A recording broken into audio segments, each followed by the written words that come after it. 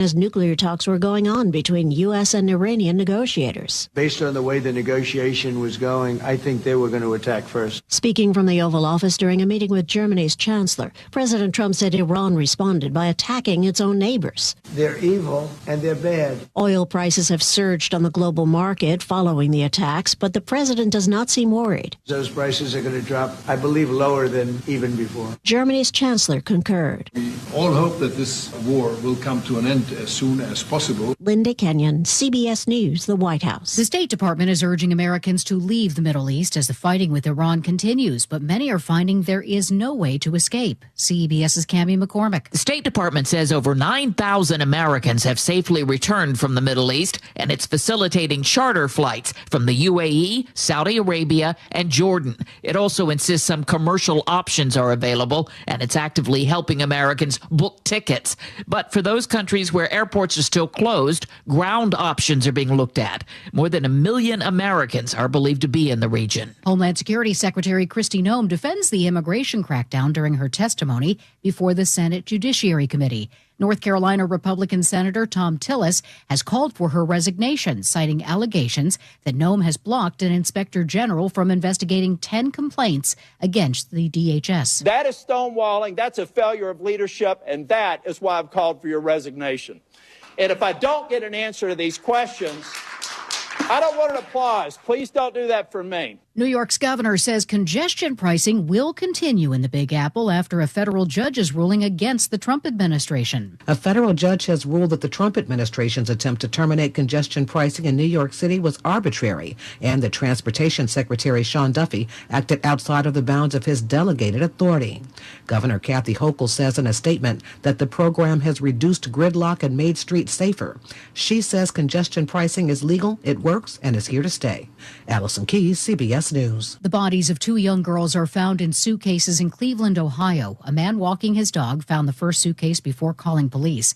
Cleveland Police Chief Dorothy Todd. The officers at that time identified that there was a body inside of that second suitcase. Both bodies appear to have been there for an extended period of time, and police say they do not appear to match any known missing persons cases. Stocks are down on Wall Street. This is CBS News. Looking for spring jewelry looks? Find them at Jewelry Television. New customers get $20 off purchases of $99 or more at jtv.com. We're following an officer-involved shooting this morning in Pacific. We'll go live on location after a quick check on your KIRO Newsradio traffic, brought to you by the Seattle RV Show. In Linwood, South 5 at 405, we have maintenance crews blocking that right lane of the off-ramp to 405. And then North 5 at the 405 interchange, crews are blocking your left shoulder, but they're right on the edge of the HOV lane. So if you're heading that way in the HOV lane, it'd be a good idea to hop out of that lane until you pass the crews. Same story in South Park, southbound 509, just past Cloverdale. Your left lane is blocked by maintenance crews. And if you're heading through downtown Seattle, South 5 looking good. North 5 just a tiny Revive I-5 backup starting near 520. Don't miss the Seattle RV Show March 12th through the 15th at Lumen Field Event Center. Shop over 400 new models for every budget and lifestyle. Get tickets at seattlervshow.com. KIRO Newsradio 97.3 FM Northwest News. Now, the latest from KIRO Newsradio and mynorthwest.com. Good afternoon. I'm Nate Connors. Investigators are still on scene of a deadly officer-involved shooting that began this morning with a 911 call for shots fired. A 14-year-old and an adult woman were hit, and a Pacific police officer shot and killed the gunman. KIRO News Radio's James Lynch is there and joins us live. And James, what a tragic story. Yeah, tragic indeed, Nate, but police say limited to just this one family. The 911 call came in about 9 o'clock this morning from out of state. A family member or friend heard a gunshot during a phone call with someone from inside the home here in Algona. When police arrived, they say the gunman was still firing and he was shot and killed by a Pacific police officer. Here's Algona Police Chief James Shrimpster. It appears that the shooter used a rifle. There was a rifle recovered. I do not know the caliber or type of rifle. Now, fortunately, to the family members, the injuries were not life-threatening. Live in Alcona, James Lynch, KIRO News Radio. Thank you, James. As the violence across the Middle East intensifies, one expert from the University of Washington is critical of U.S. military intervention in Iran. KIRO News Radio's Luke Ducey has more. UW professor of Persian Studies Dr. Arya Fani says U.S. and Israeli missiles and airstrikes will not lead to regime change in Iran and will create more chaos in the Middle East instead. Because we're attacking a country of 95 million people with absolutely no stated objectives, no plan, no exit strategy. Early estimates say close to 600 people have died inside Iran. Many civilians, 6 U.S. service members have also been killed in action. Luke Ducey, KIRO News Radio. A state appeals court says Washington can investigate whether the Catholic Church used charitable funds to cover up child sex abuse. KIRO News Radio's Amanda Factor has more. The ruling came down yesterday and reverses a lower court decision that had blocked the investigation. Governor Bob Ferguson started this probe in 2023 when he was Attorney General. He's calling on church leaders to stop fighting it. Ferguson, who is Catholic himself, says the church needs to do the right thing and give the public a full accounting of how it handles abuse allegations. The case now goes back to the King County Superior Court to figure out exactly what documents the Seattle Archdiocese has to hand over.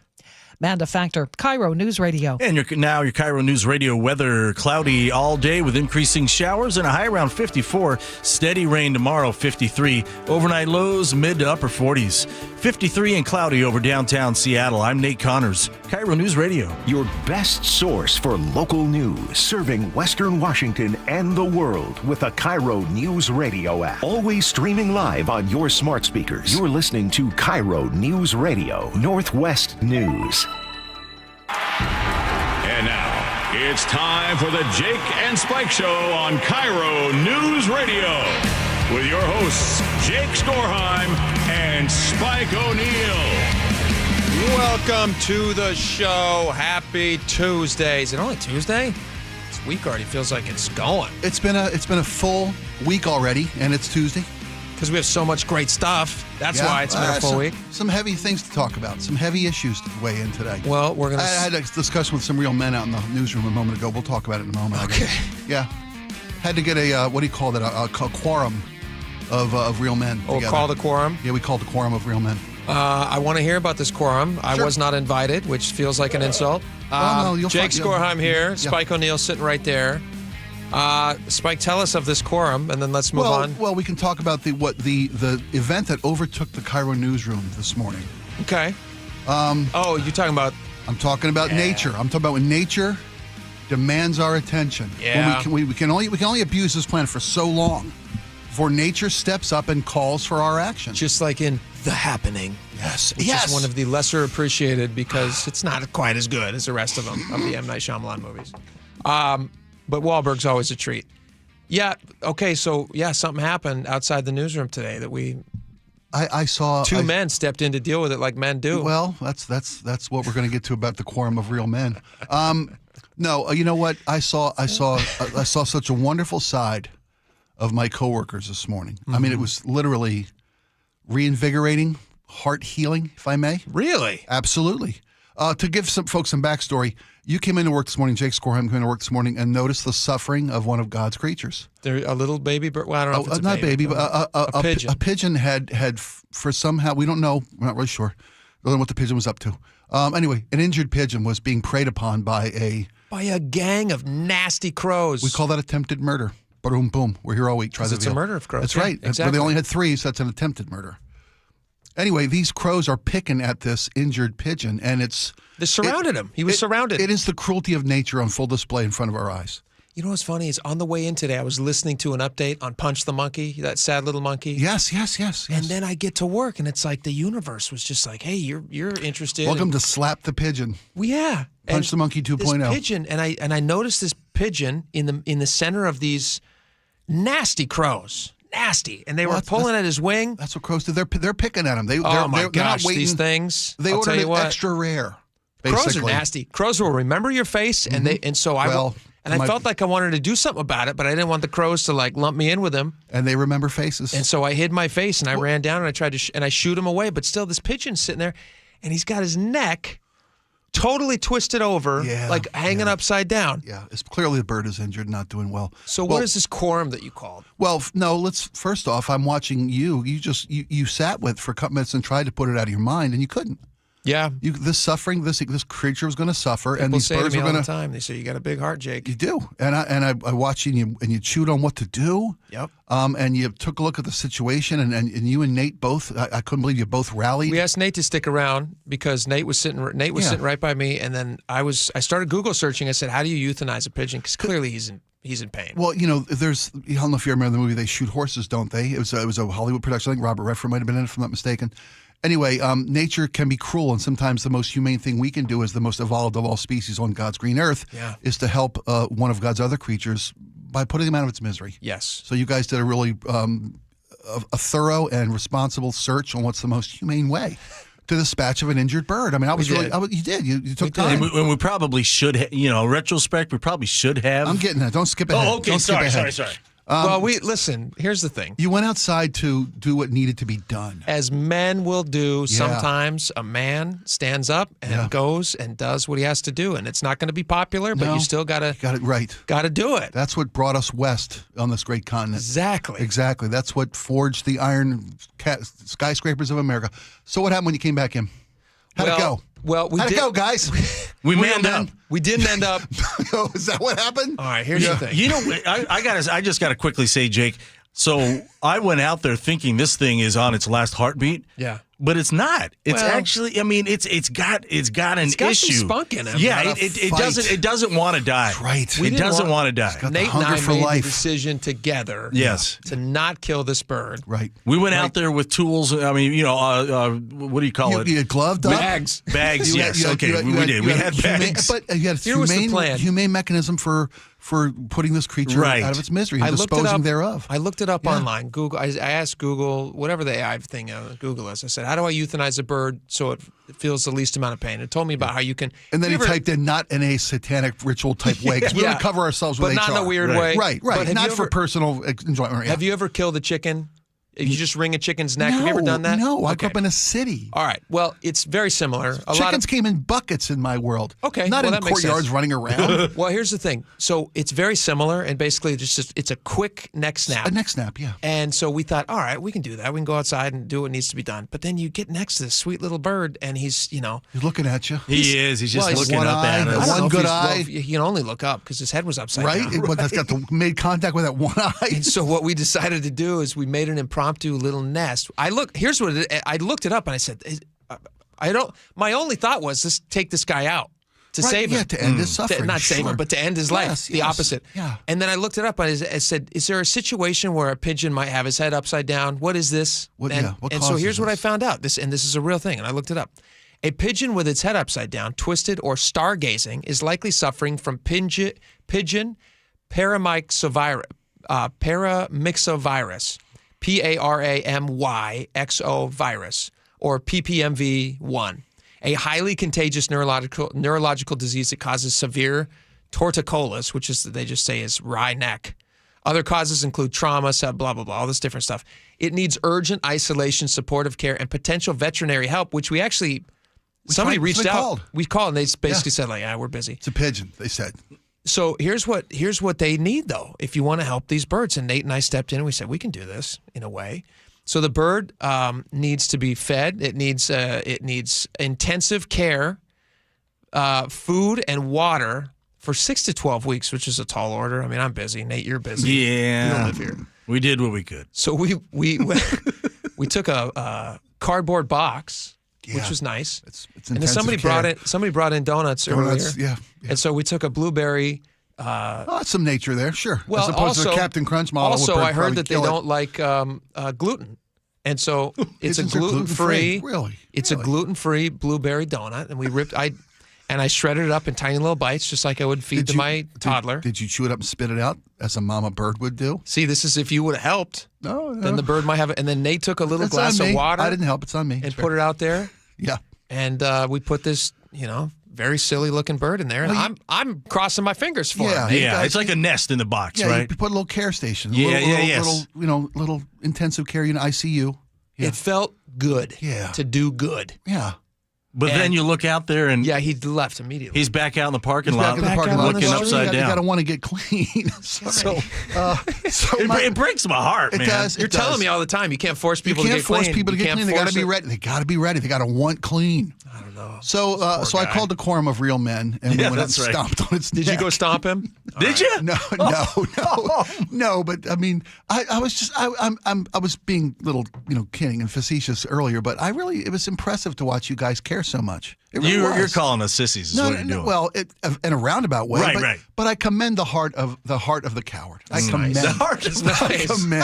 I commend you. I had it. My 100%. My full intention was I'm going to go out there and I'm going to stomp on this little bird. I heard you say that. And I turned around. I'm like, what? You can't do that. You made a heart-wrenching decision you weren't to do that. Kill him? No, well, I was because he sound at first. You got to do. Listen, because I thought it was way worse than it actually is. He's missing a wing. If you hit a deer, like if you're driving down the road and you hit a deer and the deer's in the road and he's stumbling around, you got to end that thing. Sure. How do you end it though? Run it over again? Yeah, back up another 20, 40 yards. It depends. If you have an all-wheel drive. No, there's all sorts of things you can do. I mean, sure. It's tougher to end it like you would a chicken because it's a big. You can't do that. Right. So there's a lot of ways. You got to Google search. Oh no. But I was recently scarred. We didn't plan on talking about this the whole opening segment, but I was recently scarred because a bird. When humanity steps up and you see the heart of a giant like you and Nate today, I'm moved. A bird flew into our window recently. Remember I told you the story with my kids? Yeah. And we thought it was dead, and then we buried it, and my wife said, he's probably still alive. So then we dug it up, and it wasn't alive. Yeah, it was still dead. But then my kids are watching us dig this bird up. So I was scarred by that still. Yeah. And I thought, maybe this little bird has hope. Well, that's what I thought when he said it was in the parking lot and it was injured. I figured it was hit a window strike because that's what happens. That happens a lot. But no, it's this perioxymosis or whatever it's called. Did you try putting a cream or salve on the wound? Well, I told Nate, you got to wash your hands, but he picked it up. He was cuddling with this thing. As much care I was petting the poor guy. I know, but it says you have a chance of getting a horrible eye infection. And it wouldn't let go of me. It had a grip on my fingers like, man, don't leave me. Talons holding on for dear life. Yeah. So anyway, I'm shaking everyone's hands around. Pretty bird. You remember that?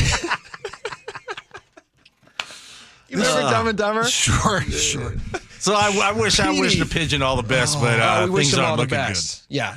You know what? We'll give you an update tomorrow. We'll check in. I hope he's doing well. Yeah. He may be back in the box, or is he, off to He'll be all right. That great poop But good job, Jake. Good job, Nate. Yeah. I'd fist bump you, but I don't want to catch anything.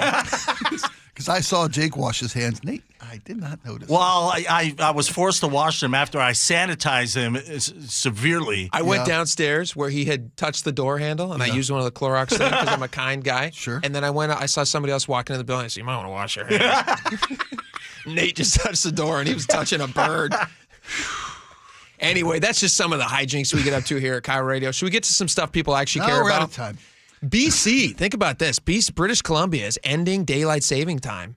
And I said saving, not plural, like people say it's savings, which I always did until I just read this. It's daylight saving time. I didn't know that. Yeah, apparently. I've been doing it wrong. Here's what they said. The province is going to adopt a year-round daylight saving time after the clocks shift forward one final time on March 8th, which is coming up. They're going to get back on American time. They're going to get back on a more favorable, longer day schedule. And they said every parent knows that changing clocks twice a year causes a significant amount of chaos in already busy lives. British Columbians have been clear that seasonal time changes do not work for them.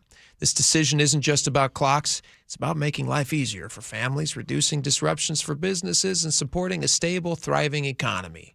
I'm hopeful that our American neighbors will soon join us in ending disruptive time changes.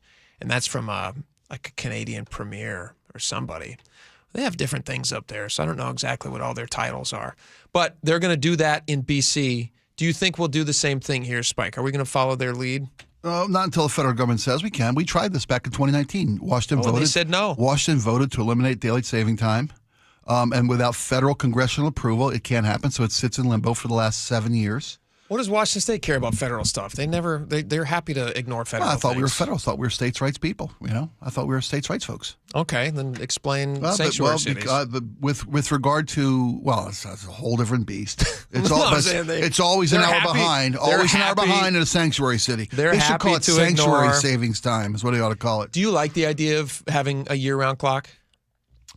I think it's ridiculous that we shift forward, spring forward, fall back, that doubled shift. It's antiquated. You know why it was originally created, right? Was to give us more farming time. Right? More farming time.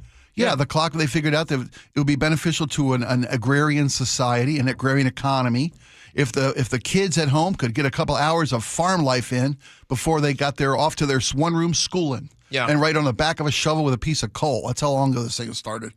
There was a shift given the agrarian nature of our economy to maximize manual labor's ability to work within the confines of a clock, a day. I've lived in a time-free change. It's not time-free. We had time. But in Hawaii, they don't shift the clocks. They don't shift?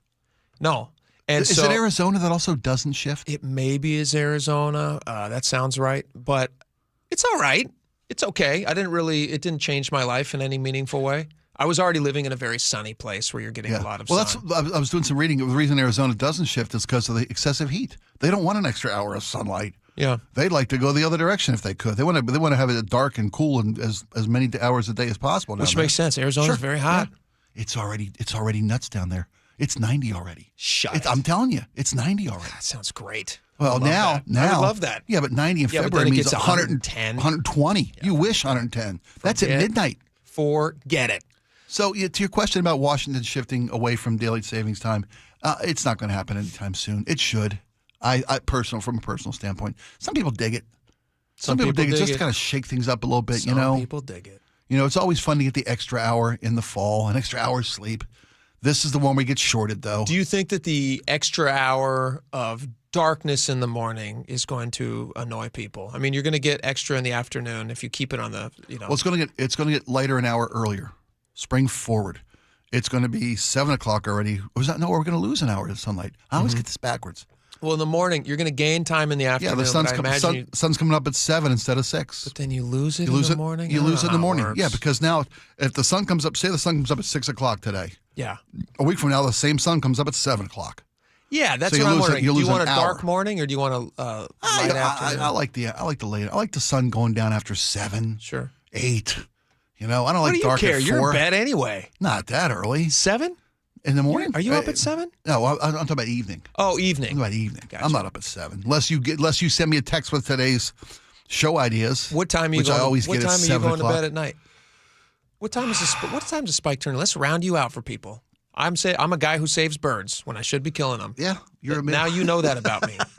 At what time do you go to bed? I got most of my birds killed by about 8:30 at night, I think. No, I'm literally up till 11. Sometimes up till midnight. Yeah. If I'm catching up on the news of the day, bed early. If I'm looking at some of the social media or some of the culturally significant events of our time. Yep. And you try to be abreast of a lot of different things in this job. You want to have a peripheral awareness so you can speak somewhat intelligently about any host of topics. Sure. That's kind of our gig. That's our motto. I always refer to my face. I always referred to myself kind of like the Lincoln Monument reflecting pool. You're reflecting no, I'm tall things? I'm vast, I'm broad, I'm not very deep. Oh, okay. That's me. I look good from the surface, but if you dive in, you're going to hit your head. Yeah. That's my awareness of social and that kind of fits the job description perfectly. Yeah, absolutely. Yeah, jack of all trades, master we of need none. people to come on the show to give us some more depth to things. Yes, of course, we need depth. Speaking of, this is kind of fun. We have an interview later today. We talk about this often.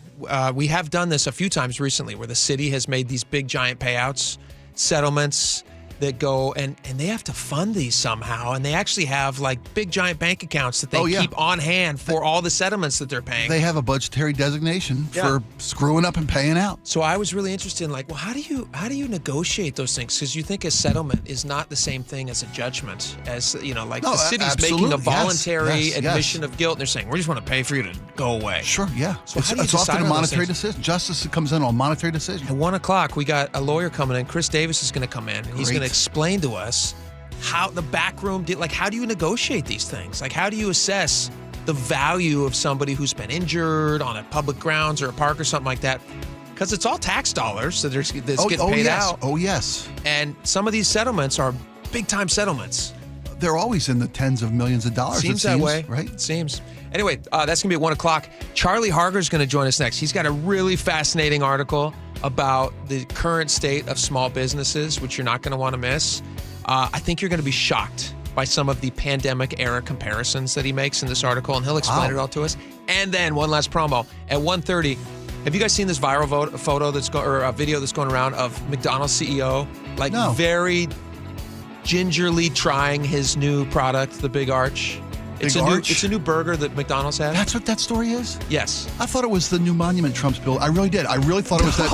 I thought it was the Triumph Arch Trump's pitching for D.C. No, he's like nibbling on a burger, but it's quite clear that he doesn't seem to be interested in the food that they sell. Who is he? The CEO? CEO of the company. So we thought, well, let's try this new thing. So we're going to get some burgers in here. It's not a sponsorship thing. We just thought it'd be fun to eat. Nice. So we're going to do that at 1:30. So you can tune back in for that. How are we going to do that?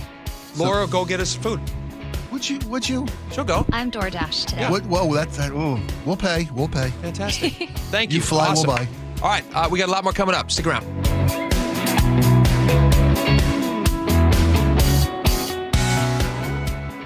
KIRO News Radio, where you turn for the news you depend on. Two competing budget proposals. Senators want to be aggressive, they say. Traffic. We have a stall on westbound 16. Conversation. If they pass this thing and Governor Ferguson signs it into law, I think there's going to be a mass political sea change in Washington State. And your Super Bowl champion Seahawks. They're bringing it home again. Broadcasting live from the KIRO News Radio YouTube channel. KIRO News Radio 97.3 FM. Yeah, the forecast calls for rain, and that shouldn't be surprised because it's a rainy season in the Northwest. It's the perfect time to check out my friends at Integrity Roofing and Construction, your trusted local roofing team. Complete restoration and design and repair divisions at Integrity Roofing and Construction. They can do the job no matter how small, no matter how big, and they'll do it professionally with incredible customer service, and the quality is unparalleled. Trust me, I know they've worked on my home and they've treated it better than I ever did. Check them out today online at integrityrc.com. That's integrityrc.com. The team that gave me back my full head of hair, Advanced Hair, is once again the winner of the 425 Business of the Year. Dr. Perungo and his world-class team begin regrowing your own natural hair the very next day. And Advanced Hair guarantees your new hair will grow, just like they did for me. Find out why Advanced Hair is the best of the best. With your free consultation, you'll receive $250 off and 250 free hair grafts. 425-449-8185 or advancedhair.com. Cashback is not available on gas in New Jersey and Wisconsin. Couponing. Wow, you didn't strike me as the coupon type. Just trying to stay ahead of inflation. Gas, groceries, everything. It's all more expensive. I need to save wherever I can. Have you tried Upside yet? Upside? What's that? It's a free app that I use that pays cash back for every gallon of gas I buy. You've got to buy gas to get around anyway. Might as well get paid for it. Come on, does that really add up to anything? I've already made around $200. The extra cash helped pay down my bills, and I even had a little extra left to treat myself. And the Upside app is free? Totally free, and the cash back is real. You can transfer the cash right to your bank account. I'm downloading Upside right now. Download the free Upside app now to earn cash back every time you buy gas. Use promo code ENJOY to get an extra 25 cents per gallon on your first tank. You can cash out anytime right to your bank, to PayPal, or a gift card for Amazon and other brands. Just download the free Upside app and use promo code ENJOY for a 25 cents per gallon bonus on your first tank. That's code ENJOY for a 25 cents per gallon bonus. Thanks for calling CM Heating. Aren't you the company that gives away free furnaces? That's us. Buy a qualifying high-efficiency cooling system and the furnace is free. Wow. Yeah, and our home comfort advisors are tax credit and rebate specialists, so they'll handle the rebate for you. Go to CM Heating for better comfort, lower bills, and a free furnace you'll love for years. Get your free estimate for furnace replacement at cmheating.com. And remember, for furnaces, fireplaces, hot water, and total home comfort, including electrical, there's no beating CM Heating. The stock market was on fire in 2025 due to AI and tech stocks. Now is the time to set a strategy for 2026. It's a good opportunity to lock in those gains and invest into a stable platform. With $8 trillion in cash sitting on the sidelines, investors are either scared or unsure where to go. Hi, I'm Scott Rireka, CEO of Legacy Group Capital in Bellevue. Legacy Group Capital develops local real estate, lends money, and shares the profits with our investors. Diversify with Legacy Group Capital. Invest into our Northwest Fund, which is currently delivering 9% on a fixed rate term. It's our flagship fund for 19 years with zero investor losses. And yes, we do accept IRAs. Find out why 1,300 local investors have invested over $350 million. Legacy Group Capital at legacyg.com. This is not investment advice. Investments available to accredited investors only. Details at legacyg.com. Eric Johnson here. I spent the past 30 years working to help make our community better informed, better protected when it comes to consumer issues, and better equipped to take on whatever life throws at us. That's why I love the free Washington Accident book series from Davis Law Group. These books keep us better informed about the law, better able to protect ourselves on and off the road, and better off when all is said and done after an accident. Chris Davis didn't have to write these books. He did it because he saw a need. People who were in accidents or other legal situations didn't know what to do, what pictures to take, documents to request. Only a tiny fraction of the people who get these free books will ever become clients of Davis Law Group, but that's not the point. Chris wrote them because it was the right thing to do. The free Washington Accident book series is a must-have for drivers who want to be prepared for whatever the road might throw at them. Get yours at WashingtonAccidentBooks.com. KIRO News Radio 97.3 FM Northwest News. Now, the latest from KIRO News Radio and mynorthwest.com. Good afternoon. I'm Nate Connors. Police are investigating a deadly officer-involved shooting at a home in Pacific this morning. Algona Police Chief James Shrimpshire says the officer killed a domestic violence suspect who he allegedly fired on two victims. One was a 14-year-old who was transported to Harborview Medical Center. The other was an adult female. They all appear to be family members. Both victims have non-life-threatening injuries. Police say the suspect was still armed and shooting when officers arrived. An independent investigation is underway. Seattle police are looking for a crew of gas station robbers. KIRO News Radio's Frank Lindsay reports the four masked men struck twice overnight. Just before 8 o'clock Monday night, they hit a gas station near 73rd and Aurora Avenue North and took off in a dark-colored car. About 6 hours later, they hit again near 37th Avenue Southwest and Fauntleroy Way Southwest. This time they left in a different car. Seattle Police Detective Eric Munoz says it was a stolen Hyundai Sonata. We do get crews that hit multiple areas in a small window of time. Now, in these two cases, nobody got hurt, but Munoz says armed robberies are unpredictable and can quickly turn violent. Frank Lindsay, KIRO News Radio. Well, the pain at the pump is real. Average gas prices in Washington have gone up about 43 cents in just the past month. Here's KIRO News Radio's Jillian Raftery. That's right, 43 cents in just a month, up 23 cents in a year. That's 46% more per gallon than the national average. And in King County, where the price of a gallon of regular is more than $4.66, that's 53% higher than the rest of the country. Why? Many point to taxes and regulatory policies in our state. The conflict with Iran is expected to send those prices higher. Jillian Raftery for KIRO News Radio. A Washington congresswoman is pushing a major boost in federal funding for our ferries. Democrat Emily Randall is co-sponsoring the bipartisan Ferries Act. The bill would expand several grant programs, opening up new funding sources that Washington State Ferries hasn't been able to access before. Randall says it could mean more money for vessel repairs, new ferries, and modernizing the fleet. The proposal comes as ferry routes across Puget Sound continue facing severe service disruptions with mechanical breakdowns and long wait times. And now look at your KIRO News Radio traffic in Federal Way. We've got a big collision south 5 at South 272nd. It's blocking 4 left lanes, including the HOV lane. You're backed up to State Route 516. That is a thick backup, and right now, Seattle to Federal Way is pushing 50 minutes. If you're heading through Renton, North 405, we're heavy from South Center to State Route 167. Through Seattle, South 5 continues to look great. North 5 jams up at 520 across the Ship Canal Bridge. And through Bothell, northbound 405 at the exit to State Route 522, a collision partially is blocking that off-ramp. And now look at your KIRO News Radio weather. Cloudy with increasing showers as the day moves along, a high into the mid-50s. Heavier rain tomorrow and then back to scattered showers into the weekend. Cloudy and 53 in downtown Seattle. I'm Nate Connors, KIRO News Radio. Your best source for local news. You're listening to KIRO News Radio, Northwest News.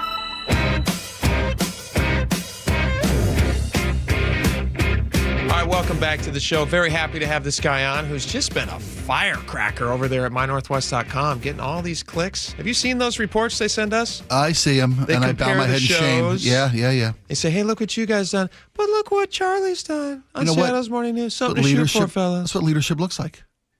Shoving it in our faces? No, I meant Charlie's leading by example. Yeah. That's what shame looks like, what management does. Maybe I can sprinkle a little of that success on you fellas. Hey, Why do you think you're here? Charlie, who joins us from the Seattle's Morning News, Charlie Harger, thank you for joining us. Thanks for joining me, and me being part of this team. It means a lot to me. It means a lot to us that you feel that way about us. Yeah. Thank you. All right, you have an article right now. People should read at mynorthwest.com. I was struck. I'm gonna jump straight to the part that caught my eye, and then you can talk more generally about why this is such an issue right now. The article talks about small businesses in the area that are hurting right now, and the comparison that you make is that these small businesses are saying, and we'll get into the reasons why they're feeling this way, whether it's taxes or whatever it might be. They are saying that it's worse right now for them than it was during the pandemic when they literally were not allowed to be open. Yeah, this is something, a survey was done by a group called the Intentionalists, and this is a group that tries to get people to shop at small businesses instead of going to the big box stores. And, we have so many small businesses, especially in the Seattle area. And what they're saying is they're seeing a lot fewer people in terms of foot traffic, in terms of business. And what that manifests itself as is that small business owners are having to lay off staff. They're having to dip into whatever meager savings they have, and they don't see an easy solution out of this because it is hard to be in business in Seattle right now. What are the contributing factors when they ask these people, why is it worse for you now than during the pandemic? Is there anything that rose to the top of the list, or is it just many things? There are a bunch of different things. I went through a bunch of different numbers in the commentary I did today, and I think the thing that just stands out to me is just lack of foot traffic. People just are not walking through the doors, and they're experiencing so many extra costs. Things are just getting so expensive for these business owners. And then when you start to factor in things like the B&O tax here in Seattle, when you factor in increased payroll taxes and the proposals. Increased payroll. Yeah. And it says as a one contributing factor, a huge contributing factor. It's huge. And especially here in Seattle, we have the proposal from the mayor who wants eventually the minimum wage in Seattle to be up to $30 an hour. And so what small business owners are saying, let's make it 60. Why not? Yeah. If that could be a realistic thing, if we could pay people $30 an hour, of course, everybody wants that. Sure. But small business owners are saying it's hard enough as it is. And the idea of it getting that expensive, it's just going to be untenable to be in business. It's interesting because I have worked a million different jobs, as I'm sure you guys have as well. And when you were younger, when you were working, what was your very first minimum wage job? What was the first thing? I was cleaning the courts at Whirly Ball in Edmonds. If you've ever played Whirly Ball, that was my job when I was 14 years old, was to go there after school every weekday and clean up the courts before people would come and play. And that's when the Whirly Balls were pulled by horses. That's what that was. Yeah, that's what made. What is you're talking Whirly Ball? about cleaning up the court. Yeah. Whirly Ball is it's polo in bumper cars. Is that about the safest way to say that? So it's bumper cars mixed with lacrosse. Yeah. Like a highlight wicket almost. Yeah. But you're in a bumper car? Yeah. Oh, yeah. Full contact. Why isn't this a bigger sport? You're allowed to drink there, too. Shut it. I'm telling you. Yeah, they have leagues. It's I haven't been there in decades. Yeah. Oh, yeah, they're still there. At least they were a couple years. They're still there. I got to go try Whirly Ball. That sounds like a blast. I've done it. I know exactly where it is. Yeah. Okay. That's a whole side. If you bring your own horse, it's half price. Okay, let me ask you this about that job. Did you have any skills? Anything? I mean, at 14, you're very young. You're starting your first job. Did you have anything that you brought to the table? I hated it. You hated it. Oh, yeah. But what did you bring to the table when they were I brought nothing. I didn't even bring a work ethic at that point. So, well, you said you're saying that in a funny way because there's not a whole lot of 14-year-olds who go out there and actually are trying to earn money. Sure. It's becoming even more rare these days. The problem with these high minimum wages is you are just locking out young people in a way that I don't think people like Katie Wilson are thinking about. If you make minimum wage in Seattle $30 an hour, you know who's not going to be able to get that job? Somebody who's just starting out, somebody who has no skills that they're bringing to the table because you're raising the bar and you're saying, hey, we're willing to. What is $30 an hour? If you paid that person 30, 40 hours a week, I mean, I don't know what that's not nothing. And a 15-year-old, a 16-year-old, which is, I don't know how old you were when you had your first, no skill job. I really never had a no skill job. I went into the family business my 18th birthday. But you washed dishes. I washed dishes at the beach. Yes, I did. You washed dishes at the beach. You told me that before. I did, yeah. My first job, I worked at this little place. It's no longer called this, but it was called the Viking Drive-In. Okay. And it's now like a chicken or drive-in or something.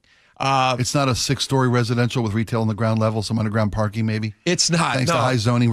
No. It's still the same place as it was. It's a tiny little burger stand that's been there as long as I've been alive and, way before I was born. And I had zero skills, and my job was to clean up all the grease and stuff on the ground. I wasn't even skilled enough to work the fry top. Or whatever it's called. The fryer, the fryer the grill, to make the burgers. grill, I was hoping if I could get that was an extra 20 you go cents an hour. You go from mop to deep fryer to grill. There's an ascension of skill acquisition. 100%. I got as far as shakes. Yeah, well, They let me make the shakes, and then they said, "This guy has hit a ceiling." But I'm trying to remember what my minimum wage was. It was the owner was great. It was owned by a guy and his daughter, and they were doing their best to make the business work, and they were paying us as much as they could afford to pay us to still keep the place open, and they weren't even doing that great. They were just making what they could to keep the place open. Yeah, but I think we're going back to a day that's long gone and never coming back. The America you're speaking of wasn't a service-driven economy, which we are today. We're either service or financially driven economy. We're no longer a production-driven economy, manufacturing-driven economy. Well, I was providing a service. You were a service, yeah, but now we are a service-driven economy, which means that people looking for these jobs aren't kids. They're working adults. Full-time working adults are in the service industry, and that's. Am I raw face on that? Respectfully, I disagree. I think I see a lot of young people working at these jobs that they're trying to make a minimum wage much higher. But you used to see exclusively young people, or for the vast majority was young people. Now that's not the case. Full-time working adults. Am I misreading the signs? No, but the point is you don't raise the level of a job based on age. You're not paying people based on age. You're paying based on what the job pays. Yeah, if the job pays a minimum wage, then you can't tell somebody suddenly have to pay $30 an hour just because the person used to not work minimum wage. Or is this used to be a job that a 15-year-old would do, and now somebody who's 30 is doing it. It doesn't mean that the job suddenly can afford to pay somebody more. Yeah, but labor costs are only just one small factor in why small businesses are going out of business. Sure. Okay. So labor costs. Well, clienteles don't have money to spend. People don't have the same money. People don't have the same money to go out and do the things they do, shop, eat, whatever it may be that these small businesses generate. The foot traffic, I'm sure, has also to do with if somebody doesn't want to go downtown because they don't want to run into the element that you see downtown. That makes it tougher for businesses downtown to survive. And think about the taxes you're paying because to say nothing of the taxes. I bring up the B&O tax. You know, guys, the B&O tax is on your gross revenue. So not even the profits. You are paying a percentage of whatever your business that goes to the city. Well, now there are proposals for the county to do that, for the state to do that. So you're being triple taxed on your gross revenue. We're not even talking about your profits. This is just every dollar coming through the door, you're having to pay a percentage of that out. Crazy. At some point, it's just not tenable for a business owner to do that. Yeah. Well, it's a great article. People should check it out at mynorthwest.com. And if you know small business, go visit them before they're gone. Yeah, go support them because it's a lot of risk. These people are taking a lot of risk and they're putting their entire fortunes into it often. That's what builds an economy. And God bless them. I hope they're successful. Thanks for having me. Charlie, thanks for coming in, man. All right, we got a lot more coming up. Stick around. We'll be right back.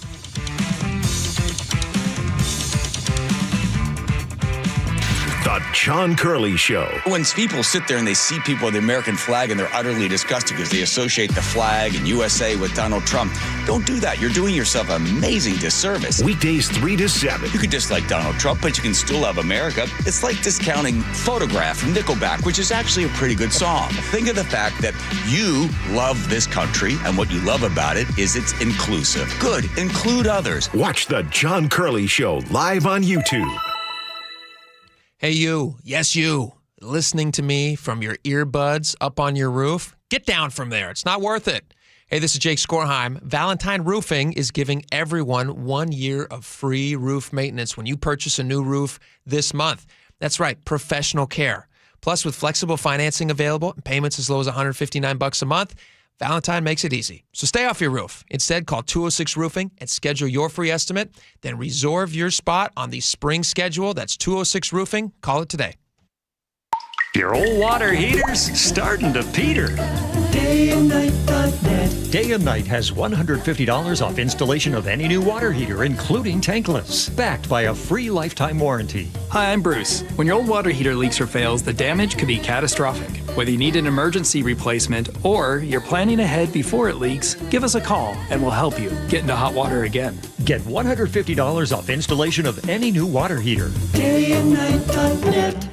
Cashback is not available on gas in New Jersey and Wisconsin. Couponing. Wow, you didn't strike me as the coupon type. Just trying to stay ahead of inflation. Gas, groceries, everything. It's all more expensive. I need to save wherever I can. Have you tried Upside yet? Upside? What's that? It's a free app that I use that pays cash back for every gallon of gas I buy. You've got to buy gas to get around anyway. Might as well get paid for it. Come on, does that really add up to anything? I've already made around $200. The extra cash helped pay down my bills, and I even had a little extra left to treat myself. And the Upside app is free? Totally free, and the cash back is real. You can transfer the cash right to your bank account. I'm downloading Upside right now. Download the free Upside app now to earn cash back every time you buy gas. Use promo code ENJOY to get an extra 25 cents per gallon on your first tank. You can cash out anytime right to your bank, to PayPal, or a gift card for Amazon and other brands. Just download the free Upside app and use promo code ENJOY for a 25 cents per gallon bonus on your first tank. That's code ENJOY for a 25 cents per gallon bonus. Have something to say? We'd love to hear it. Text KIRO News Radio at 888-973-KIRO. That's 888-973-5476. Powered by Muckleshoot Casino Resort. Guys, did you know your testosterone affects everything in your system, including how you feel and perform every day? Right now, Revive Men's Health Seattle will check your testosterone for free. Knowing your T levels is the first step in understanding if you have low T. Your testosterone level impacts your energy, libido, sleep, weight, hair loss, mood, and even ED.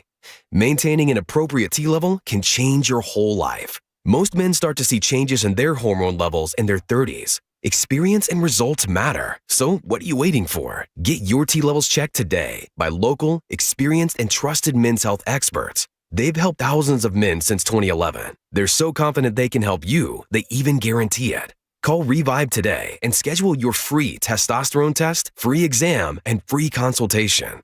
Call Revive Men's Health at 206-529-1111. That's 206-529-1111. Or visit ReviveMen'sHealth.com. Let's talk about your hair. Well, maybe after we talk about my hair. I've got great hair, as you know, and it's because of Advanced Hair. Yep, Advanced Hair Restoration. Their simple one-day treatment offers life-changing results that I can attest to. Guys, it's not magic, but it's close to it. They put hair where you need it most, and bam, it grows. It's actual science. Advanced Hair has top-rated physicians, modern technology, and best of all, you get your very own natural hair that begins to regrow the very next day.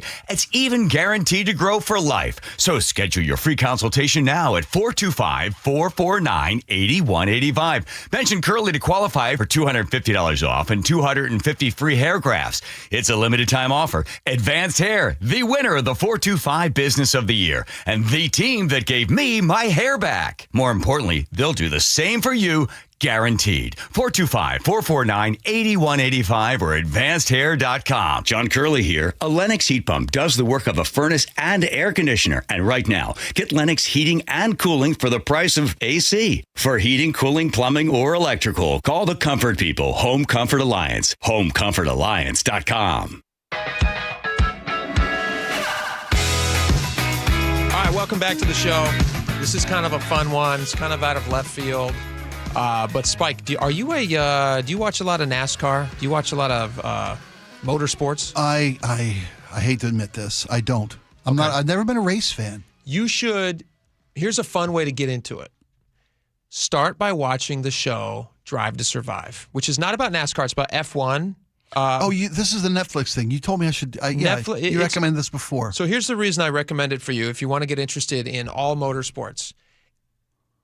Sports is great because you see the people's faces, which makes you think like, oh, they're real people. They're superhuman things, but they're real people, right? Yeah. You get to know these guys.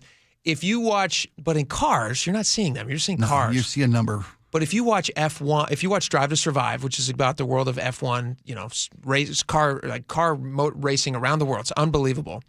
They humanize the drivers, and you see like the hierarchies and how they compete for the seats and all that stuff. It makes you very interested in motorsports in general because you're like, oh, every series must be like this, not just F1, but also NASCAR must be like this. Well, the personalities have always been a huge part of NASCAR. I've never watched a race, but I know who Dale Earnhardt is. I know Cale Yarborough. I know Petty. That goes back. If you want to be amazed by something, go back and watch Dale Earnhart's the way that he passed away, which is incredibly sad. I have seen that tape. But he was doing it in order to help somebody else win at the time. In their first win ever, Michael Waltrip, who was like 0-461 going into that race. Wow. He then gets hired by Dale Earnhardt to drive for Earnhardt Racing. And Earnhardt's like, we're going to help you win. I'm just going to block for you the whole time. I'm going to make it happen for you, buddy. And he'd been driving for like 13 years. And Dale defends like nobody could. I mean, like that's an amazing thing that he was able to do. He defends Michael for the entire race, and then with like whatever it was, 20 laps to go, he gets behind him. Michael's out front, and he defends, and on the final lap of the Daytona 500, Dale loses his life, and it's the same moment that Michael crosses the finish line and gets his first win in NASCAR history after 13 seasons. Now he was 1-462. It's an unbelievable story. Unbelievable story. I used to very ignorantly say, it's like, go fast, turn left, big deal. Like it wasn't a sport, like it wasn't skill based. Yeah, I know better. It's even amazing. though I'm not a fan, I know better. It's like one of the biggest spectator sports in the world. Well, that's the reason we got the story today is because in North Carolina is Michael Jordan. Michael Jordan, after he got out of the NBA, he's done a lot of things. Is he a team owner? Is that he the owns story? a NASCAR team. Okay. Yeah, he owns a NASCAR team, and his NASCAR team has done something now 3 weeks in a row. They won the first 3 races in NASCAR season, which has never happened. I mean, it's very difficult to win any cup, but he's won 3 times in a row. Not Michael Jordan. He's not actually driving. He's not in the car. He's not in the car. Despite what Brad Pitt tried to pull off in that F1 movie. Yes. Where the senior citizen gets out on the track and experience and savvy and just grit alone. It's a great movie. But Michael Jordan, I want to play you a little bit of this. This is Michael Jordan. He's interviewed at the racetrack, and most people just thinking about Michael Jordan, who's arguably the most competitive human being to ever exist on the planet. Yeah, I'd give you that, yeah. I mean, you talk about a guy who every time I hear stories about Michael Jordan, it's about him gambling on anything. Right. He'll compete against anything. If you watch that docuseries about him, I'm trying to remember what it was called, but it was like, it showed some background of him waiting in the wings for something, and he's literally throwing quarters with security guys. And there's a security guy who gets him. He loves the action. He loves the action. Anyway, so Michael Jordan, obviously, he figured out how to be successful in NASCAR. Listen to this. Michael Jordan is out of breath. That's 3 weeks in a row. 77-year history of NASCAR, Michael. This has never been done. What can you say about the domination by your team today? It's time for change. Time for change, and the guys feel the same thing. And Tyler came in with the most pressure, I guess. Everybody expected him, or he had a chance to win 3 in a row. That's the hardest one to win, And he kept to his strategy, and, man, the guys put together a great car, man. And I think Billy did an unbelievable job in calling the game, calling the race, and Tyler did a good job. He beat some good competition. I mean, when you see SVG coming back there, you get a little nervous, but I think he had him covered pretty much the whole day. Michael, the records, the wins, the trophies, what does this all mean to you as a team owner here in this sport? Well, I'm proud of the team that we put together. I mean, Denny, I'm pretty sure it's the same way. He feels the same way as I do. And I think a lot of credit goes to him because I think he's the mastermind behind finding Tyler and putting together, Billy Scott and all that. Look, I just put up the money. I'm just a competitor. But I think Denny's done an unbelievable job in terms of helping build this team. And I think the team has done a good job in just taking our leadership and going out and winning. That's what it's about, winning. So are we going to see you in Phoenix? I'll be in Phoenix. He loves the competition. He loves it. You heard him there. It's about winning. He just wants to win. What's funny, because we've had recently the story of the Seattle Seahawks and the sale about the quality of ownership. Mm-hmm. If you got an owner who's invested, who's competitive, who needs to win, somebody who wants to win. Right. That's and he's not picking the driver. He's not picking the crew. He's not doing anything except he's making sure that what needs to happen happens. That the resources are there. I agree with you. I think he's downplaying his involvement a little bit. I mean, he's smart. He's saying like, hey, I don't know what I'm doing, but I'm writing the checks. I got the money. Yep. He's also hiring winning guys. Yes. Whatever it takes to win. Whatever it takes to win. All right. I love that. Go watch some NASCAR. You'll enjoy it. All right. We got a lot more coming up. Stick around. We're going to be right back.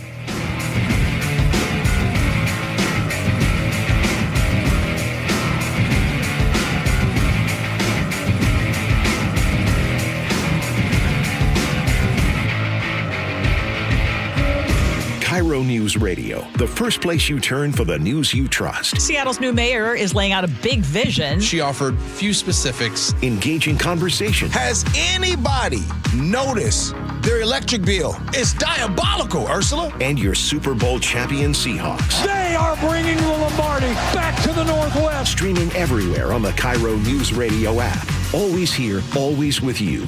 KIRO News Radio, 97.3 FM. Are you an adult with uncontrolled moderate to severe Crohn's disease symptoms and still packing a backup bag of clothes? Just in case? Skyrizi Risankizumab Riza can help you take control of your Crohn's.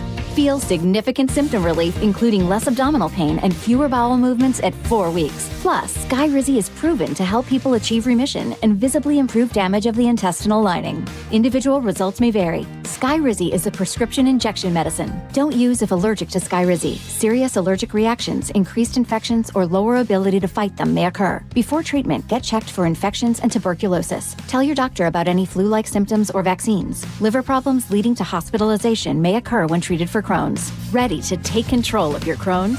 Ask your doctor about Skyrizi, the #1 prescribed biologic in Crohn's disease. Control is everything to me.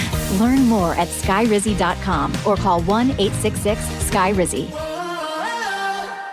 Get in the zone, AutoZone. Jeff's day is off to a slow start.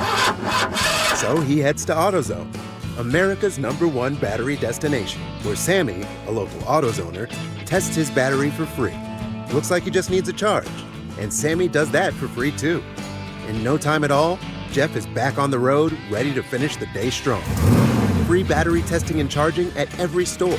No hassles, just help. Get in the zone, AutoZone. Restrictions apply. Tired of hearing scary radio ads about the IRS? Tax Relief Advocates is different. TRA is here to tell you that if you owe money to the IRS, whether it's $5,000 or $500,000, we have a solution. TRA can eliminate or reduce what you owe to the IRS with zero risk to you. We have over 1,000 5-star reviews on Google and an A+ with a BBB. End your tax nightmare today by visiting TRA.com or call 800-583-6681. That's 800-583-6681.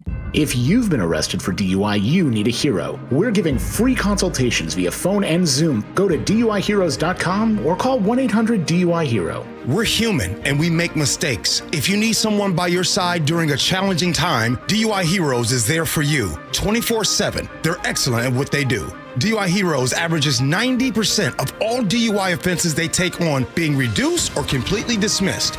Your DUI defense specialist, DUIHeroes.com.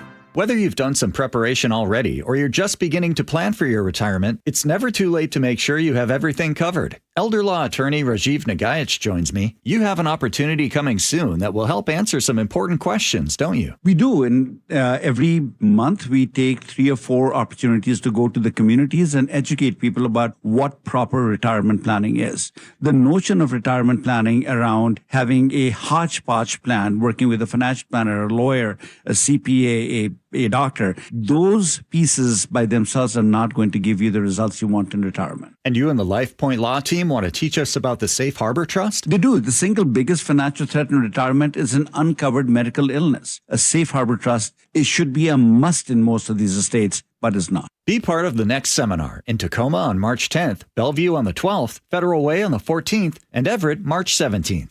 Learn more and secure your space at lifepointlaw.com. That's lifepointlaw.com. Have you ever wondered how to use your tax return to reduce future taxes? Madrona Financial's 1040 Treasure Hunt is a free hands-on workshop that shows you how to analyze your return and uncover tax savings opportunities. This free event is happening March 3rd at 6 p.m. at Madrona's Kirkland office. RSVP at 833-673-7373 or visit madronafinancial.com/events to reserve your spot today. This is a paid advertisement. Investments involve risk. See full disclosures at madronafinancial.com. Hair Volume from New Nordic will make your hair look thick and healthy. Hair Volume is available online at Amazon and newnordicusa.com or in the hair care aisle at your local CVS. Your best source for local news. KIRO News Radio. KIRO FM and HD1. Tacoma, Seattle. Northwest News.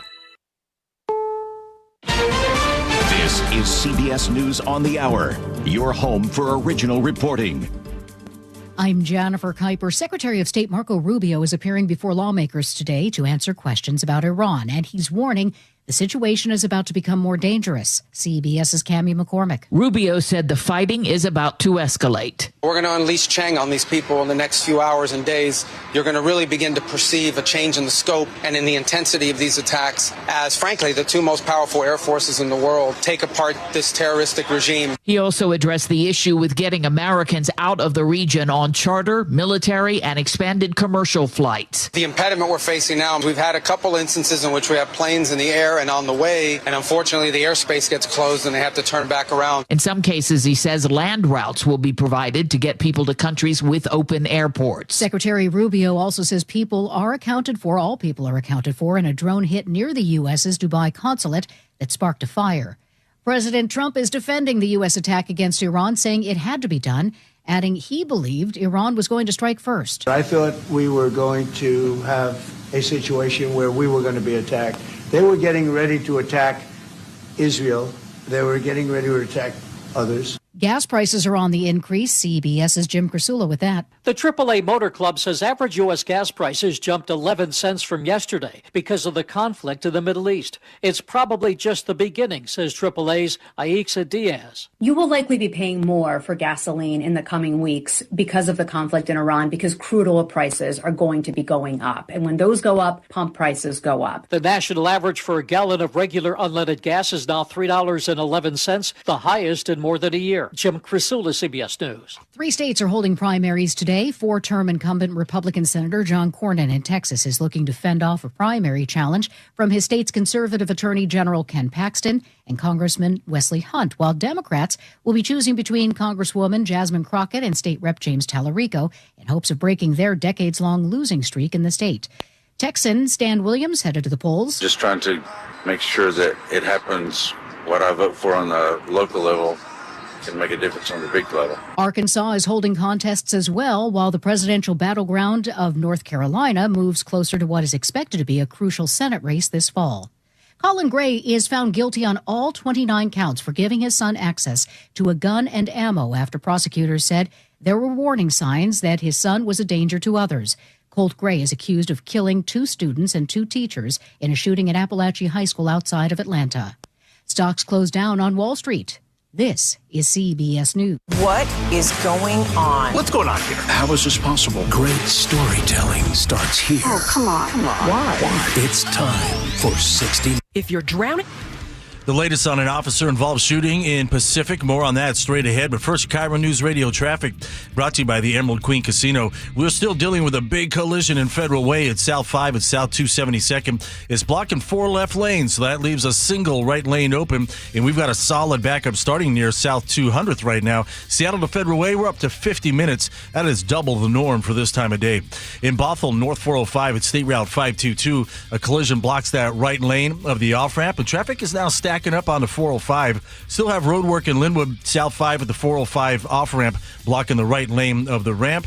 And in South Center, northbound 405, we're still seeing heavy volumes between I-5 and State Route 167. South Center to Bellevue is still doing pretty good, though, less than 20 minutes. Get ready for a night of hard-hitting MMA excitement with WFC 190, April 25th at the Emerald Queen Casino. Emerald Queen Casino, the entertainment capital of the Northwest.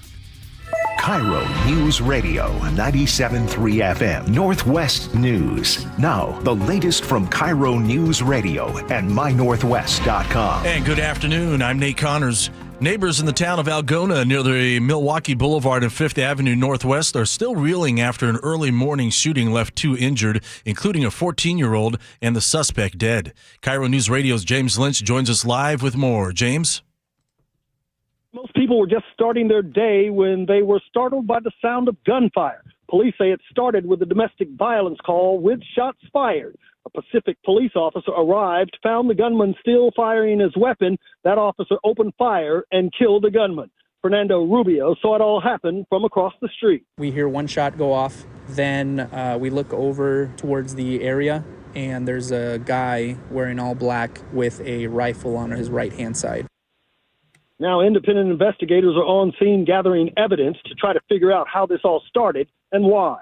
Live in Algona, James Lynch, KIRO News Radio. Thank you, James. As violence intensifies across the Middle East, the bill for U.S. missiles and airstrikes is mounting. KIRO News Radio's Luke Ducey has reaction from an Iranian-American state representative. According to multiple military experts, mounting costs include $13 million a day to keep 2 carrier strike groups in the Persian Gulf, dozens and dozens of cruise missiles at an average $1 million each, and thousands of sorties, driving fuel costs into the hundreds of millions. State Representative and Iranian-American Daria Farivar. It cannot be overemphasized that war is extremely expensive and our taxpayers are going to suffer and are going to fund it when we're at a time of massive lack of affordability in our communities. The Trump administration says U.S. strikes are crippling Iran's short-range missile and nuclear capabilities. Luke Ducey, KIRO News Radio. Well, a purple and gold jersey bearing the number 22 was hoisted to the rafters for permanent retirement on Saturday. That's the jersey Detlef Schrempf wore when he played for the Huskies, ranking 18th for all-time scoring and achieving 2 Pac-10 all-conference selections by the time he left in 1985.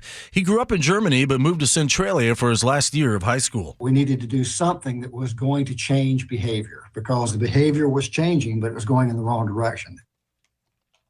I don't think that's what we wanted. Let's try this one. For somebody that came from a industrial city to go to Centralia, it was like a rude awakening, you know. But it was, I wouldn't trade for anything. I was fortunate to land there, and there's Ron Brown, a guy that coached for 57 years at Centralia. Quite amazing. Schrempf went on to help the Supersonics reach the NBA Finals in 1996. And now a look at your KIRO News Radio weather. Cloudy all day, increasing showers, a high hovering into the mid-50s. Heavier rain tomorrow, overnight lows into the 40s. 53 and cloudy over downtown Seattle. I'm Nate Connors, KIRO News Radio. Your best source for local news, serving Western Washington and the world with the KIRO News Radio app. Always streaming live on your smart speakers. You're listening to KIRO News Radio, Northwest News. And now, it's time for the Jake and Spike Show on KIRO News Radio with your hosts, Jake Skorheim and Spike O'Neill.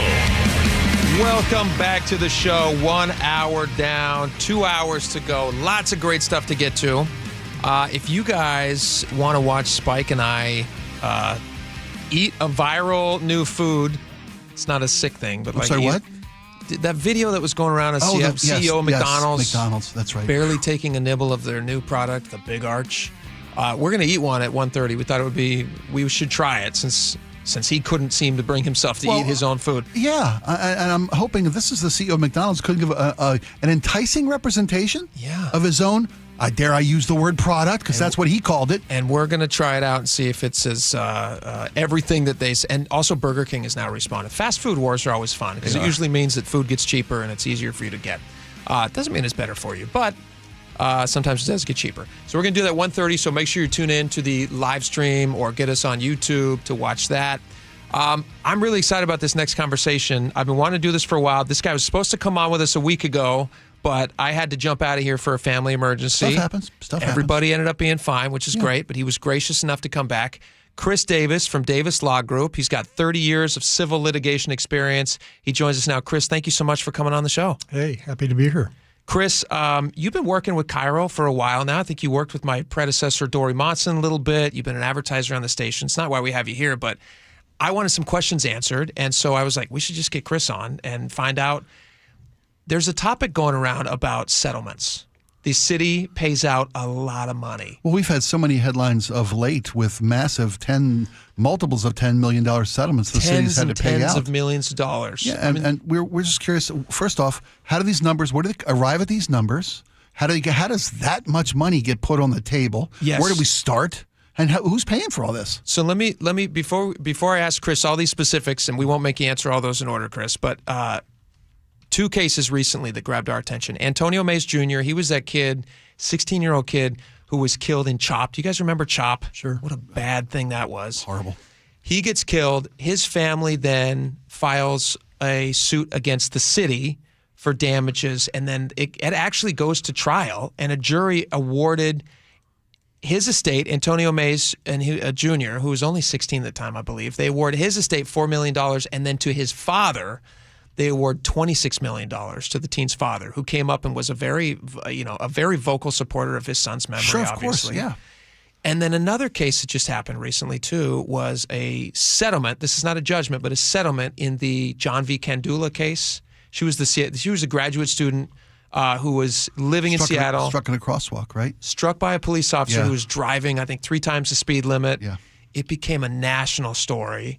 And they ended up settling, I believe, for the sum of like $29 million. That's right. And as I'm seeing those stories, I'm like, how does that? I'm interested in the inner workings of that, because I'm not trying to be grim towards or negative towards the people who have perished, but I'm just saying that's tax dollars. How do they decide on that money? And so, Chris, you actually obviously you're a person who's defending the victims in these cases. Is that right? Yeah, right. So how does the city start that conversation about, and how do they make assessments? Like, what is a person's life worth? Yeah. And how involved are you in those conversations with the city? I just have a million questions about this. So where does this process start? Yeah, so we got to remember that the final decision maker of the value of a claim is a jury, right? So both sides are trying to predict what a jury might do in the case. And that's where you start as far as valuing the claim at hand. So what is the claim? What is the claim in? How do I phrase this? So like wrongful death? Is it negligence? What is it? Is it loss of income? Is it is it grief and suffering? What are the factors that go into arriving at a number? Yeah. So there's different components of the overall damages. There's economic damages, which typically refer to the medical bills, past and future, wage loss, past and future. And then there's non-economic damages, which are commonly referred to as pain and suffering. Okay. And includes the intangibles of humiliation, mental anguish, emotional distress, loss of enjoyment of life, and so forth. So between those two components, each side is trying to predict how might a jury see this claim, what might a jury do as far as money damages, and that's kind of the start of each side kind of valuing the claim and then deciding at some point to come together and try to negotiate a settlement to avoid a trial. In these two cases that we've just mentioned, both of those, they both perished. And so then it would have just been their families that you would be, obviously representing. Right. How are you talking with those families about what to expect? Like in a case like this, are you hoping that this goes to trial? Or let me ask it in a different way. Is the city just trying to avoid a trial at all costs? I imagine that's what they want. It's just to not have a trial. So it really depends on the case. So if you've got a strong case against the city, then the city is most likely going to have a lot of motivation to get that settled. Not every case. You might have a weak case, and the city might, say, "Hey, we're going to litigate this. We're prepared to go to trial because we think we're going to win." Sure. When it comes down to, like in the Mays Jr. case, that went to trial, and we all watched there, and we listened, and we heard courtroom discussions where it felt like the city was getting desperate. Do you remember the city attorney that we were playing audio, and she was claiming sexism and all this stuff, which which just felt like they were obviously feeling like they were losing the facts case on their side. and trying to distract the jury. I don't mean I'm not a lawyer, so I don't know if that's how it works. Appeal to the juries, right? Play emotionally to the jury. Because as Chris said, it's the jury that makes these decisions. You're trying to convince a jury of your peers about the impact of these cases on either the city or on the victims at hand. How much are like these to me? These are like headline making cases. I mean, those are huge judgments. Like $30.5 million in damage on the judgment, and then the settlement was for $29 million. What is somebody going to get? Is it all dependent on injury and just how much you can argue? Yeah, it really comes down to the injuries. In a wrongful death case, for instance, there's pre-death pain and suffering that's compensable under the law. So a lot of times, if you've got a client or a victim that experienced extreme pain, terror, fright, that's a separate damage component on the jury verdict form. So the lawyers will try to assess, okay, what is several minutes worth of pain before you die, right? And there's no formula involved. Every case is unique.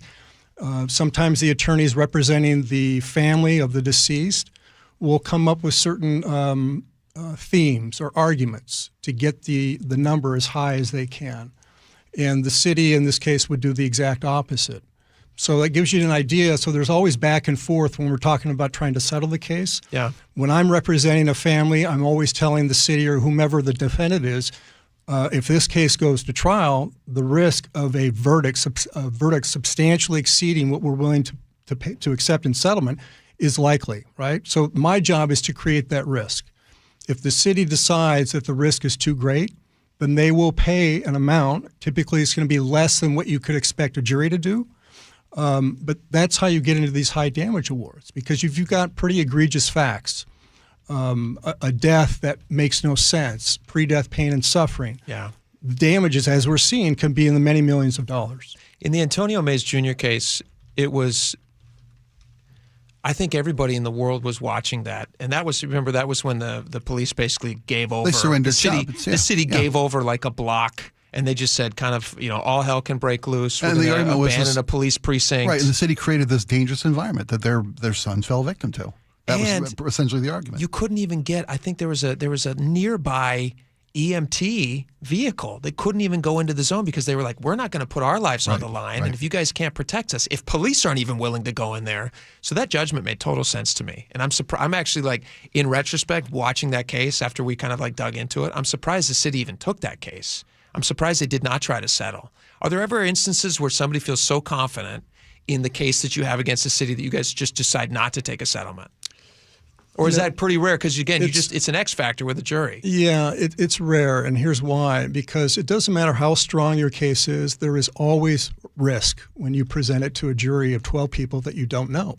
So I've had strong cases where I did not get a good result from the jury, and I've had weak cases that I got a result that exceeded my expectations. So it's the risk of trial, the risk of having 12 people look at the case and decide damages. Yeah. Is it safe to say in this case where a city settles in the Conduit case for $29 million settlement, their fear was much greater if it had gone to trial? Yeah, that tells me if the city was prepared to pay $29 million, that tells me that they knew that the risk of a much higher verdict was present.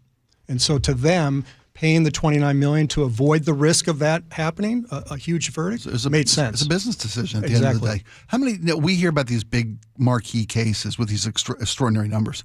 How often is the city sued? How many times a year would you say, ballpark it? Oh, I would thousands? say it might be thousands. I was going to say several hundred claims a year.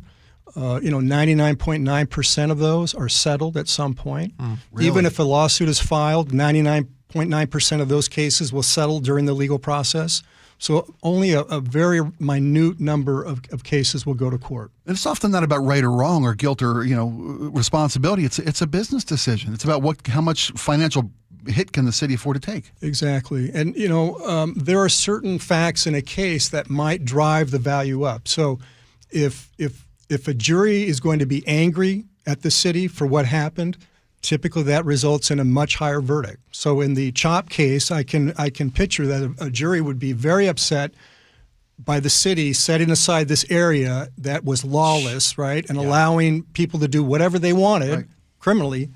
And I could see that drive or making the jury angry, and then them taking it out of the city with a much larger verdict. That to me was the confusing part. I mean, I understand why they settled in a case like the John V. Candula case. Yeah. You had all that aftermath where you have the responding officer and then the other guy who were recording, talking about, and they're making glib, obviously, comments that they shouldn't have been making.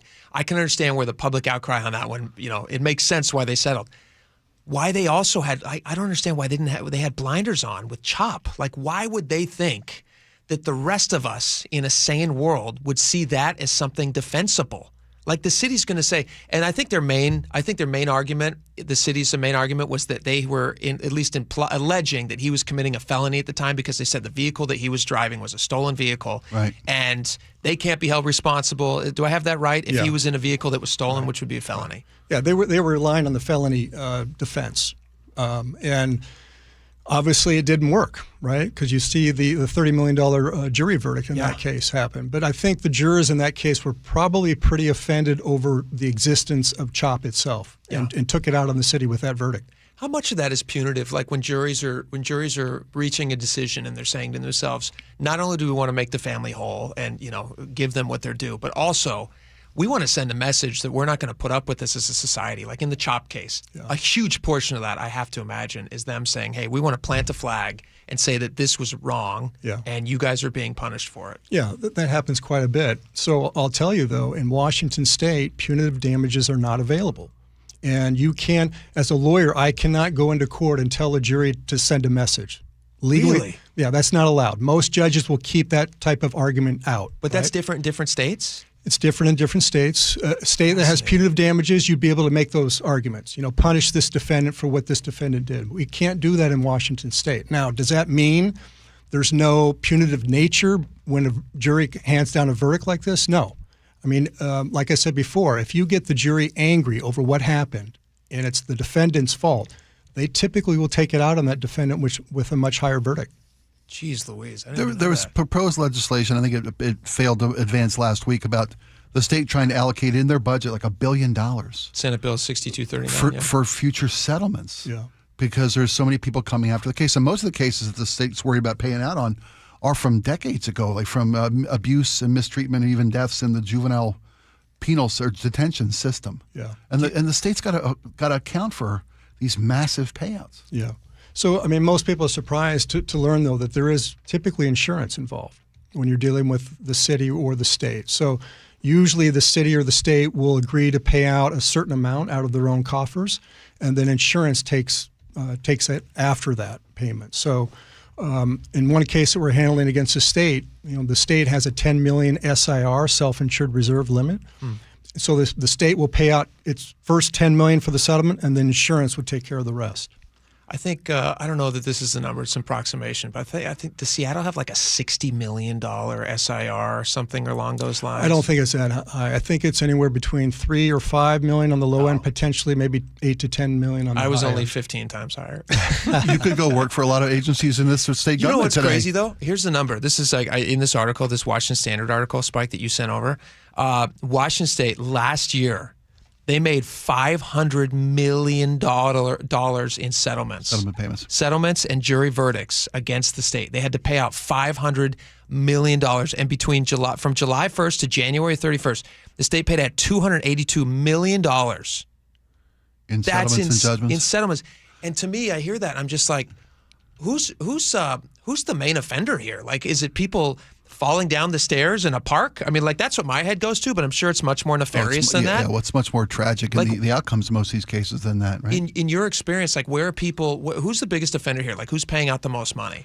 So right now, the department previously known as Child Protective Services, or CPS. It's now called Division of Children and Youth and Family. Yeah, DCYF. We talk about them a lot. Yes, that department has paid out a lot of money, and it concerns the state not protecting children when they were given notices about abuse and neglect that the child was experiencing, usually by a foster parent, and the state not stepping in to save or protect that child. Is that from way back in decades in our history, or is it recent as well? Most of those are recent, within the Really? last 5 years or so. Wow. But if we look back 20 years, you can go back 20 or more years and see those types of cases. So there was a case involving, was the Cox children. I don't know if you remember this case, but the mother was killed by the father. The father then had custody of the boys. You're talking about It was just in the news. Josh Powell. Yeah, Exactly. Just Josh last Powell. week, the matriarch of the family. Right. passed So, away. you know, a lawsuit followed that, and you know, the jury was convinced that the state failed to step in and protect those two kids before the father hacked them up and then burned the house down. Right. And the jury came back at a total verdict of just under $100 million. Oh my gosh. And the state appealed it, and they lost. And then the state had to pay that judgment, $100 million or more, because of interest. So is the numbers that Jake quoted from the Standard article, is that like before insurance? That's what the state was responsible for. Yeah, it's going to be a combination of their self-insured retention amount plus insurance on top of that. So the insurance limits have varied over the years, so I don't know precisely what component is each, but typically there's going to be some insurance involved. Is there a point where the state becomes uninsurable? I mean, you hear all the time where parts of Florida no longer get flood insurance, parts of California can't get fire insurances. Yeah. Are we going to pay out so much in settlements that the state's going to lose their ability to get insurance? I think, well, theoretically, I guess that would be possible. Realistically, no, because the state has vast resources, right? Yeah, they're good. Yeah, they've got taxes, right? So they are a pretty good defendant as far as collection, for sure. Wow, what a crazy business. We appreciate your insight. Spike and I are obviously not lawyers, so it's good to talk to somebody who actually knows what they're talking about. Chris Davis from Davis Law Group, thanks for coming in. We appreciate it. Thanks, guys. Appreciate it. All right, we got a lot more coming up. Big arch. The next story is nothing like what we just discussed, so we're just going to feed our faces next, and you guys can watch us if that's your thing. We will be right back. Stick around.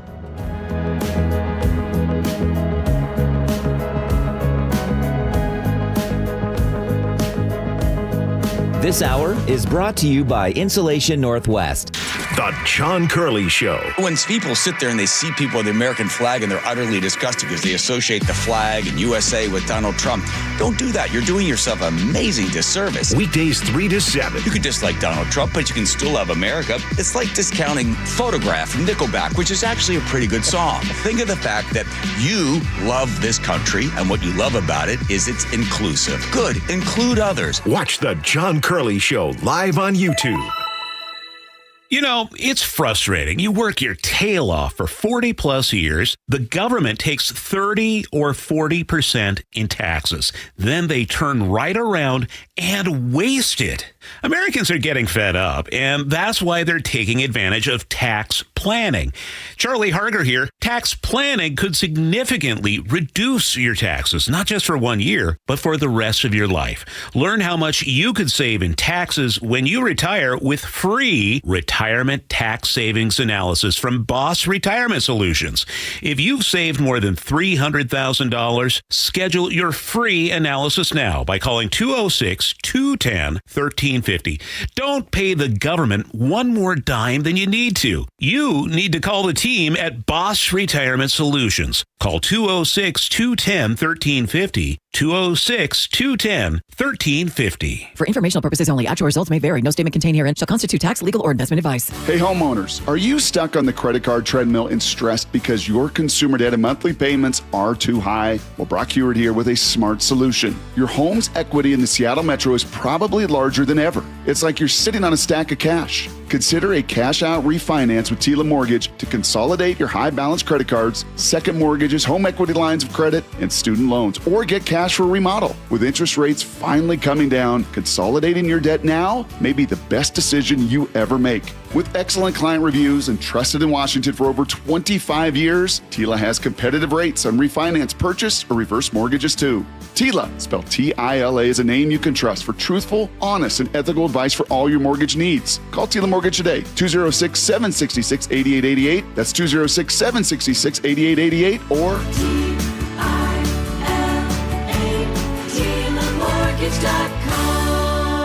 TILA Mortgage LLC is a mortgage broker. NMLS 2472046. So my friends over at Pure Talk have been sending me customer feedback from consumeraffairs.com, where thousands of people rate and review the top wireless providers. Here, for instance, is a nice note from James in Raleigh, North Carolina, who writes, quote, "After hearing Mike Rowe's ad, we made the switch to Pure Talk, and we couldn't be happier. We went from spending $1,200 a year with T-Mobile to $420 with Pure Talk. Thanks, Mike. Switch today! Exclamation point.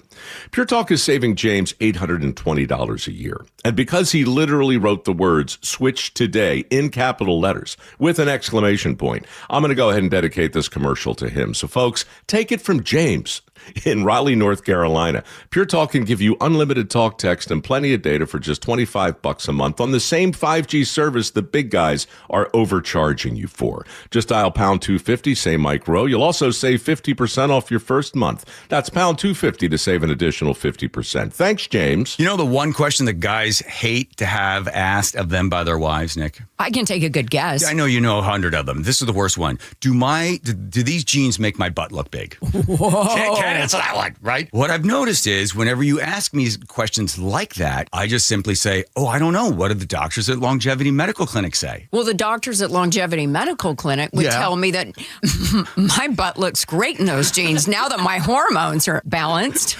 What'd they do? Did they give you something to bring your weight down? No, just a result of having my hormones balanced caused me to lose weight. Who would have known? I had no idea that would be a result of it. So that's good. So the answer is you look great. You're beautiful. I feel great. I look great. Yeah. And I know it. I've also noticed that your testosterone makes you a little feistier than you normally are, as my beautiful Greek wife. I might be small, but I have a loud bark. Yes, you do. Do what Nick and I have done. Take a free health analysis at longevitymedicalclinic.com. I'm here with Wes Jones of sellwithwes.com. And Wes, you were just telling me you think 2026 is going to be a rebound year for the housing market. That's right. I think we're heading into the best real estate market of the past 4 years. And here's why. If you take a step back and look at the big picture, experts are anticipating a 15% increase in sales volume next year. Interest rates are at near 3-year lows and trending down, and home prices have held near all-time highs. There is a lot of pent-up demand. People have been sitting on the sidelines waiting for their time to jump into the market since 2022,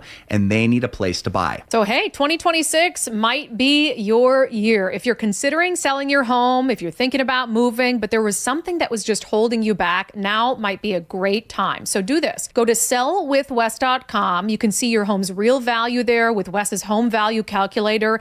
Then schedule an appointment by giving him a call. Sellwithwes.com. Sellwithwes.com. It really just is a better way to sell your home. Advanced Hair Restoration, the simple one-day hair loss solution that's guaranteed to regrow your own natural hair. AdvancedHair.com. AdvancedHair.com. KIRO News Radio 97.3 FM Northwest News. Now, the latest from KIRO News Radio and mynorthwest.com. Good afternoon. I'm Aaron Granello. A 14-year-old and a woman were shot this morning in the town of Algona. Police say it was the result of domestic violence that led to a fatal officer-involved shooting. KIRO News Radio's James Lynch joins us live from the scene. James. Aaron, first up, let me say the victims, 2 family members, were taken to area hospitals and both will be okay. Police say a 911 call came in from out of state around 9 this morning. The caller was on the phone with a family member here and heard gunfire. Witness Fernando Rubio heard the shots and saw the gunman. Shots fired. They weren't rapid fire. They were just pop, pop, pop. And then we see a guy with a rifle and he's going into the house. Now, a Pacific police officer arrived on scene and shot and killed the suspect. An independent investigation is now underway.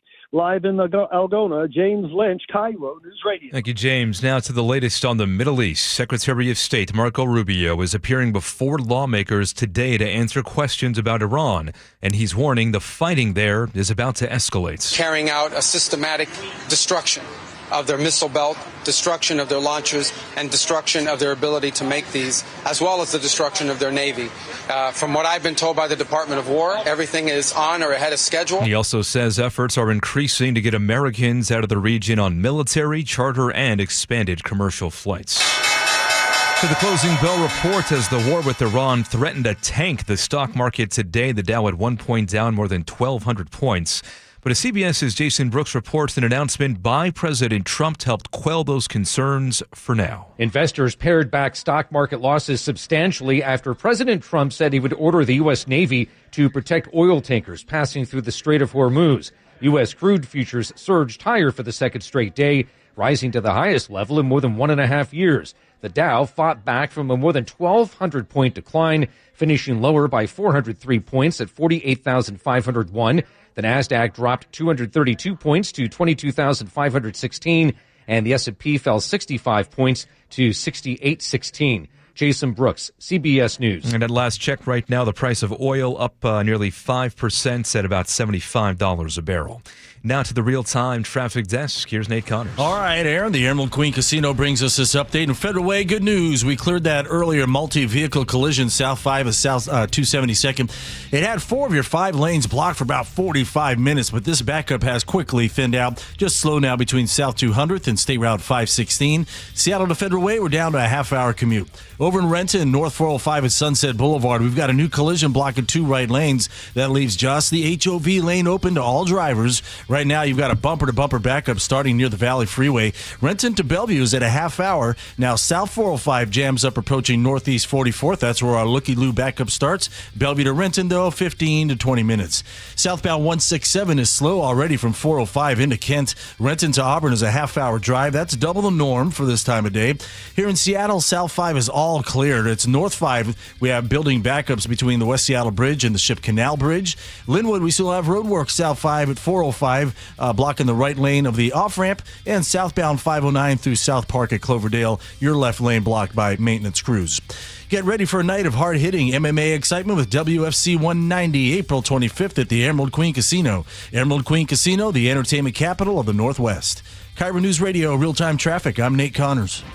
Cloudy right now, increasing showers as the day rolls on, and also some gusty conditions this afternoon and tonight. Right now, 55 degrees in downtown Seattle. I'm Aaron Granillo, KIRO News Radio.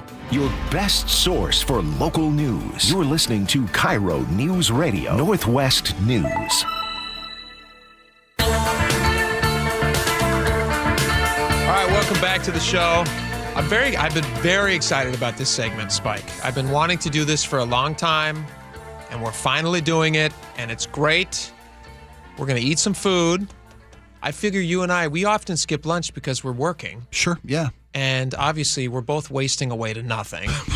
And I want to help us keep our calories up. And so I thought, maybe we could just start eating during the show and turn it into a segment. You've got a real valid reason to do this. Is that what you're going for? Well, I feel like we're kind of product testing for the audience out there. Yes, and these are not paid advertisements. Not at all. Yeah. Not at all. The reason is that there's a new product out for McDonald's. A new item has been introduced to their menu, which isn't rare. McDonald's does it semi-regularly.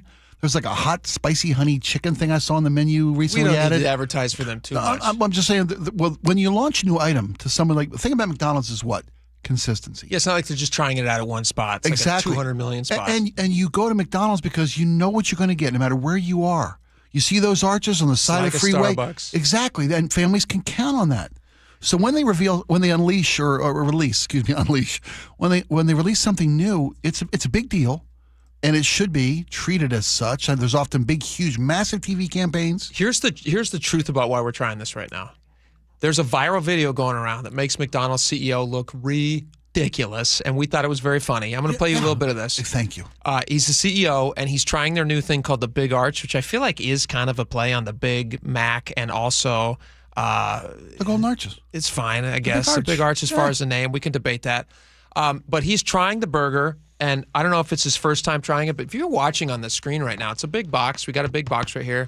It's all about marketing. It's all about clever marketing. The box itself. The box looks like a burger itself. Exactly. Right. It actually looks like a burger if you were eating it in Minecraft because it's a square. That's not by accident.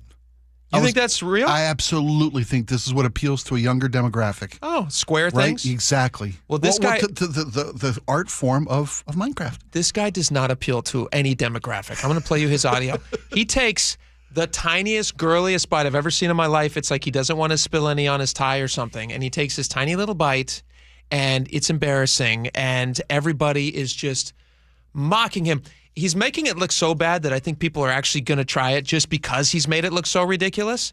But I'm going to play a little bit. It worked on us. It worked on us. Here's a little bit of his audio. Listen to this. You've heard about it.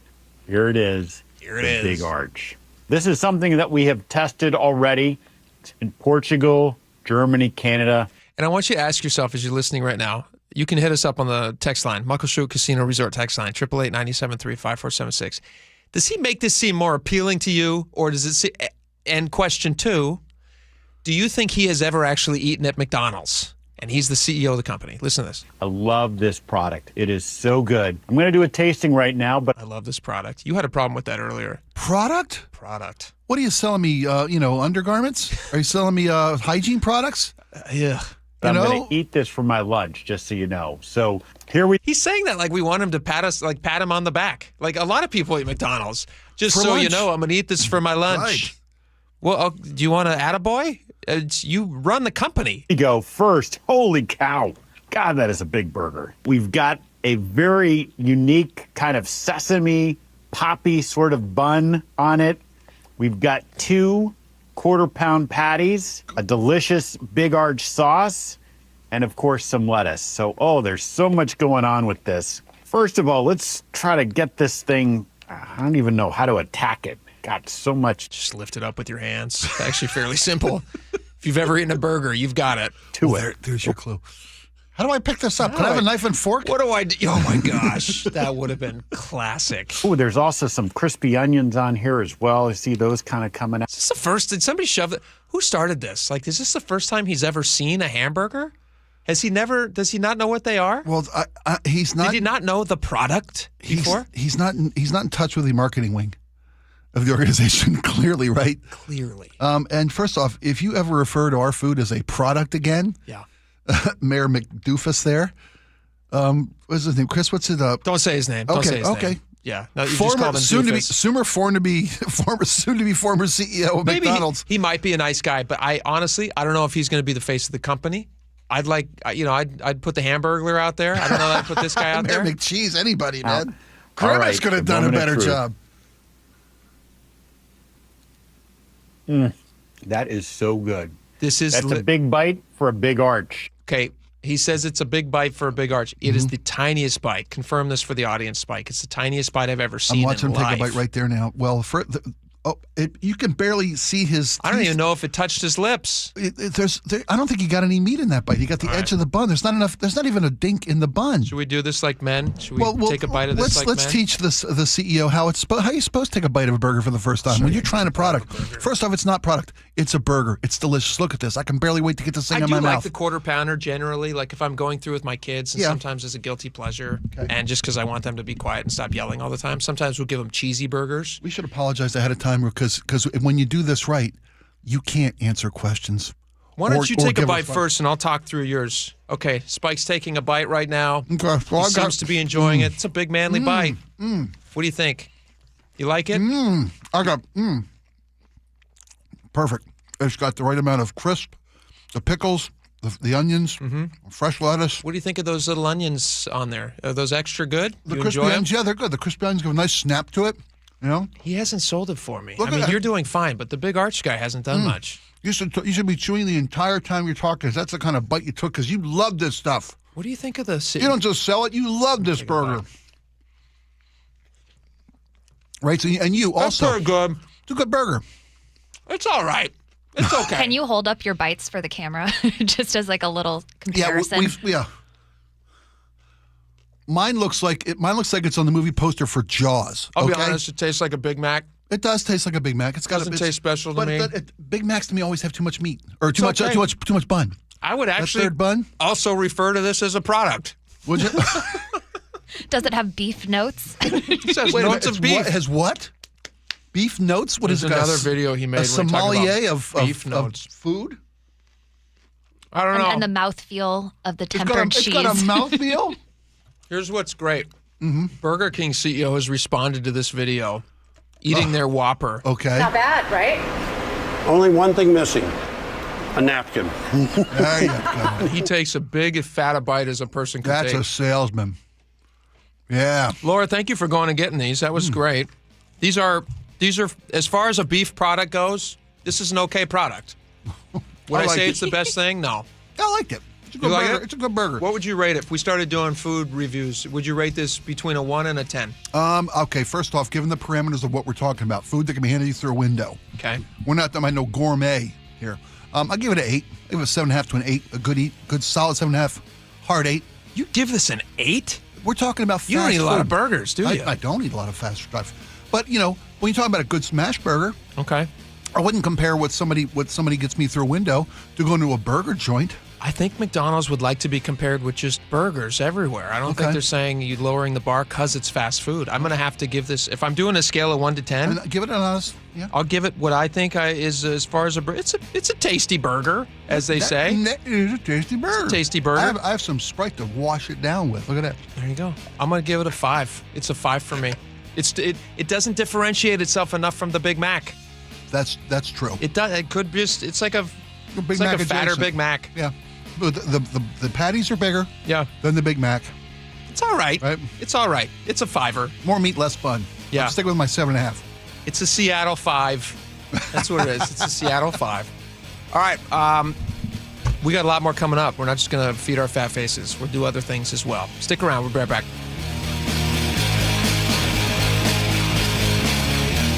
KIRO News Radio, where you turn for the news you depend on. Two competing budget proposals. Senators want to be aggressive, they say. Traffic. We have a stall on westbound 16. Conversation. If they pass this thing and Governor Ferguson signs it into law, I think there's going to be a mass political sea change in Washington State. And your Super Bowl champion Seahawks. They're bringing it home again. Broadcasting live from the KIRO News Radio YouTube channel.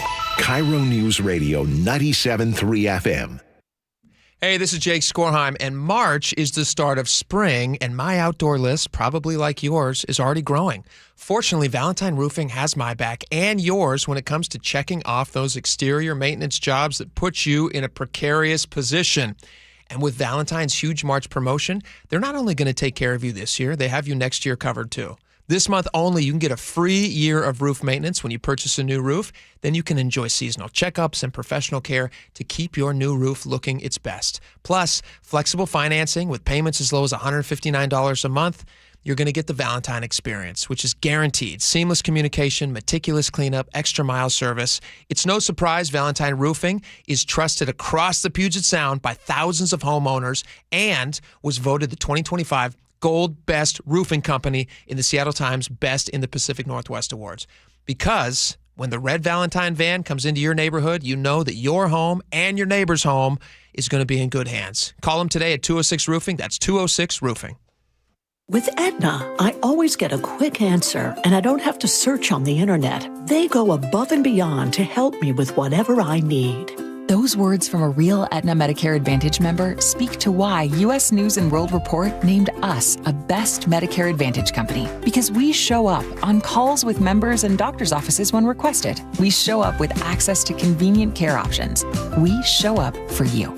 Because that's how healthier happens together. Member feedback has been edited for length and clarity. The stock market was on fire in 2025 due to AI and tech stocks. Now is the time to set a strategy for 2026. It's a good opportunity to lock in those gains and invest into a stable platform. With $8 trillion in cash sitting on the sidelines, investors are either scared or unsure where to go. Hi, I'm Scott Rurecka, CEO of Legacy Group Capital in Bellevue. Legacy Group Capital develops local real estate, lends money, and shares the profits with our investors. Diversify with Legacy Group Capital. Invest into our Northwest Fund, which is currently delivering 9% on a fixed rate term. It's our flagship fund for 19 years with zero investor losses. And yes, we do accept IRAs. Find out why 1,300 local investors have invested over $350 million. Legacy Group Capital at legacyg.com. This is not investment advice. Investments available to accredited investors only. Details at legacyg.com. Yikey Wawa. What? My hot water. Yeah? Not so hot. Water heater trouble? It's not working. We can fix that. This week? How about today? Apollo Plumbing really is ready right now. Especially when it comes to water heater replacement. Think I need a new one? Is it more than 10 years old? It is. Probably so. Doesn't heat like it used to. It runs out? All the time. That's a warning sign. Uh-oh. So are little leaks. But Apollo can get me a new one? Installed today by our clean screen trained and trusted plumbers. They're water heater experts. But I probably got to pay a rush fee. No extra charge. You make this too easy. We'll even haul off the old one. A new water heater. Same day. That's the Apollo Plumbing way. This is going to get my budget in hot water. Got you covered there too. How? Our available payment plans. I don't have to wait? Or take cold showers. You are a lifesaver. Call us this morning. You'll have hot water today. That's the Apollo Plumbing way. ApolloPlumbing.com. I saw her texting, coming up to a stop sign, and so I saw the accident coming, and she T-boned us. In the blink of an eye, Crystal's life changed when she suffered a severe spinal injury. The pain was something I had never experienced before in my neck. I got massage therapy. I saw a chiropractor. I was prescribed muscle relaxers so I could sleep. I got depressed. Nothing was relieving the pain. Drugs, sleepless nights, and depression. Sound familiar? I'm Dr. Mark Shelley, a chiropractic physician and board-certified functional neurologist. At Sound Pain Solutions, our treatments include high-dose laser combined with spinal decompression and other comprehensive therapies to rehabilitate damaged discs. We use treatments that are non-surgical, FDA-cleared, drug and pain-free. I was able to get off my pain medicines, and I was able to sleep through the night, and that was what I was desperate for. To learn if you're a candidate for our treatment, call us. Sound Pain Solutions. 855-996-0025 or click soundpainsolutions.com. At Guardian Roofing, Gutters, and Insulation, we know the key to a long-lasting roof is yearly maintenance. Need an inspection, repair, restoration, moss removal, or just a cleanup? You can trust Guardian's licensed, insured, and expertly trained team. We offer free estimates, second opinions, and financing, giving you the peace of mind your home deserves. Call today. Our first-time customers can save $99 on our award-winning roof repair and cleaning service. Visit us at guardianroofing.com. Staples has hot deals on everything for your business, like up to $125 off your print order. Ends 4/18, exclusions apply. Visit staples.com/print for details. Hey there, Dawn Riding with Olympic Hot Tub. We're ready to clear our warehouse. This is a rare chance to save thousands on new and floor model hot tubs featuring our saltwater hot spring spas. Plus, outstanding deals on endless pool swim spas, Tilo saunas, and our great selection of pre-owned tubs. Warehouse clearance savings in all 8 Olympic showrooms now until March 8th. OlympicHotTub.com. Better you, better life. Olympic Hot Tub. All right, welcome back to the show where we cover the most important things in the world that matter to you. That's what we do, which is this next story. Spike, you a Star Wars fan? Huge. Are you really just a massive Star Wars fan? I saw it in the theaters on its original release. You saw New Hope in the theater when it was first released? Arcade Theater, Hamilton. 1977? Harvard Road, yep. You bet. What 14 was it years like old. when that opening scroll comes up and you hear this?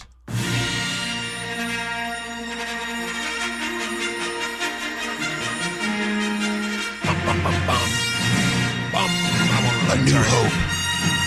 A long time ago in a galaxy far, far away. I used to be able to riff that off from memory. That's I must have saw this 3 times in the theater that summer. Here's a question for you. This is what movies are supposed to be. This is what movies are supposed to feel like. This is why the theater experience can't be lost. Exactly. Question for you. This is interesting. I didn't think about this, but I haven't talked to anybody who saw it originally in the theater. I mean, I'm sure my dad did, but I've never asked him about it. I'm glad to be here for you. And I pay 25 cents for the ticket and 2 cents for a box of popcorn. When you went, did you have any expectation of what the movie was going to be? Had like the word of mouth already spread that this was something special, or did you just go and see a movie? Just want to see a movie. That's what we did. That must have been That's fun. what we did. I mean, I saw Jaws in the same theater. Yeah. I saw Friday the 13th, the same theater. Saw Halloween, the same theater. Saw, I mean, all the greats. It seems amazing to think about because obviously hindsight's 20/20, but it just seems crazy to think about. They were worried that this movie would tank. George Lucas was worried that this movie wouldn't work, which is crazy to me. Because when they made the movie originally, and he was shooting it and doing all that stuff, they didn't have any of John Williams' score, which is the thing that ties the movie together. Yeah, it's what drives the emotion of the movie. There's a cool story. A New Hope. This is an anecdotal story, so it may not be exactly accurate. And the reason we're talking about this is that they're going to re-release his 50th anniversary coming up next year of the original release of the films in 1977. Really? So they're going to re-release it with none of the, in its original film version and none of the digital After Effects stupid stuff that they did that a lot of people, the purists among us, thought kind of ruined it. Like the stuff that they re-released in 1997 when they figured out computer graphics and they're like, hey, you know what'd be really fun? Why don't we add a whole scene in where Jabba the Hutt's just like walking around. Right. When Luke. Shopping for pants. When Luke and Obi-Wan pull into town to go to a den of villainy, violence. Yes. And they start putting all kind of scum of hive and villainy. Right. They put all these little critters running around. Den of hive and villainy. Yeah, you're right. You're right. So it's in its original. In its original. Nice. Isn't that cool that they're doing wonderful, that? yeah. It's also probably a shameless money grab. Han Solo in that booth. Yes. At the bar. At the cantina. You don't need extra CGI stuff around there. No. Don't gild the lily. Just let us watch the movie that you made. Give me Han Solo, man. So, as cool could be. When the movie originally came out, they were screening it and they were showing versions of it. Okay. And it was okay. People thought it was pretty good, but just like this crazy space opera that he's come up with. I mean, like it wasn't like it was the first sci-fi movie to ever be released. I think they had Buck Rogers that predated this and other movies. Oh yeah. So the genre was there, and the genre was kind of silly. Yeah. I mean, it wasn't taken seriously. This was a serious, good movie. I mean, it was well made. The story's great. Everything about it is good. It became something else, but that's a different conversation. But there was like some real inspiration here, but it wasn't all tied together. And it was only after John Williams, who was conducting, I think, the London Philharmonic, who I think was the original orchestra who scored the original movie. He sends over a copy of, because remember, this is all predates internet.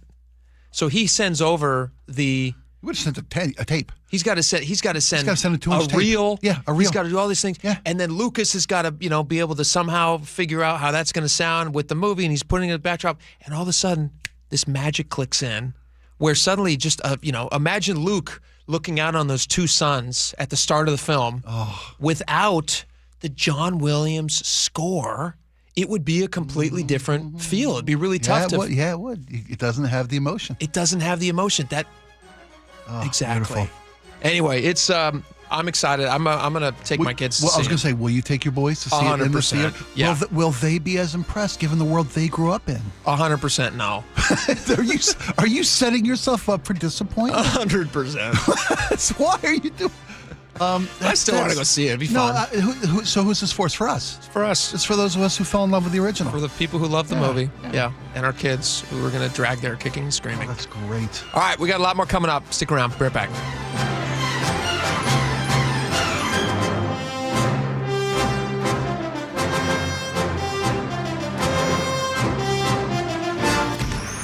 Choke Points with Chris Sullivan. With Choke Points, we try to answer listeners' questions. It can be as simple as a neighborhood stop sign, or it can be as big as the budget for transportation. I don't care. I'll find the answer for you. It's really easy to get a hold of me at mynorthwest.com. We have a direct link there that gets right to me. You can also do it in the app. You can hit me up on the text line. Choke Points, presented by Carter Subaru. Tuesdays and Thursdays on KIRO Newsradio 97.3 FM. One of life's greatest mysteries has finally been solved. Who let the dogs out? Spruce. It's spruce, the weed and grass killer that's safe for use around people, pets, and bees. When used as directed, spray the leaves for visible results in just 1 hour, and dead weeds in just 1 day. You spray, they play. Spruce. Pet friendly, weed deadly. Find wherever weed killers are sold. Breakfast burritos for the morning brainstorm. Easy Cater. Paninis for the lunch and learn. Easy Cater. Barbecue for the clients from Boston. Easy Cater. brownie boxes, and mini bundt cakes for Brenda's workiversary. Easy Cater. One simple platform to feed any size group with food they love from favorite restaurants, plus tools to help you meet dietary needs and stay on budget. Easy Cater. All the food for your workplace, all in one place. Start an order at easycater.com. The G and Ursula Show. If you want to see what I'm wearing today, check out Mrs. Roper. Weekdays 9 to noon. A moo-moo is like a bank. You never know how much is in it.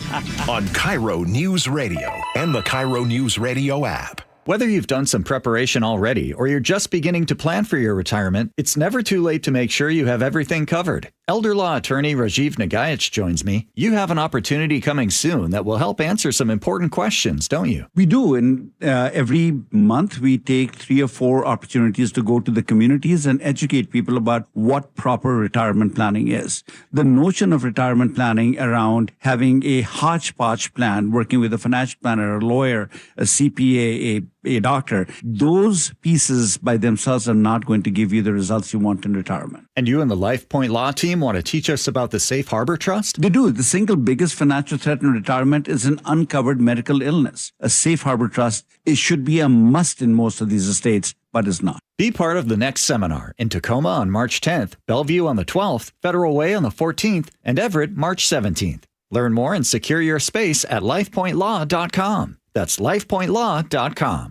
The John Curley Show. When people sit there and they see people with the American flag and they're utterly disgusted because they associate the flag and USA with Donald Trump, don't do that. You're doing yourself an amazing disservice. Weekdays 3 to 7. You could dislike Donald Trump, but you can still love America. It's like discounting Photograph from Nickelback, which is actually a pretty good song. Think of the fact that you love this country, and what you love about it is it's inclusive. Good. Include others. Watch The John Curley Show live on YouTube.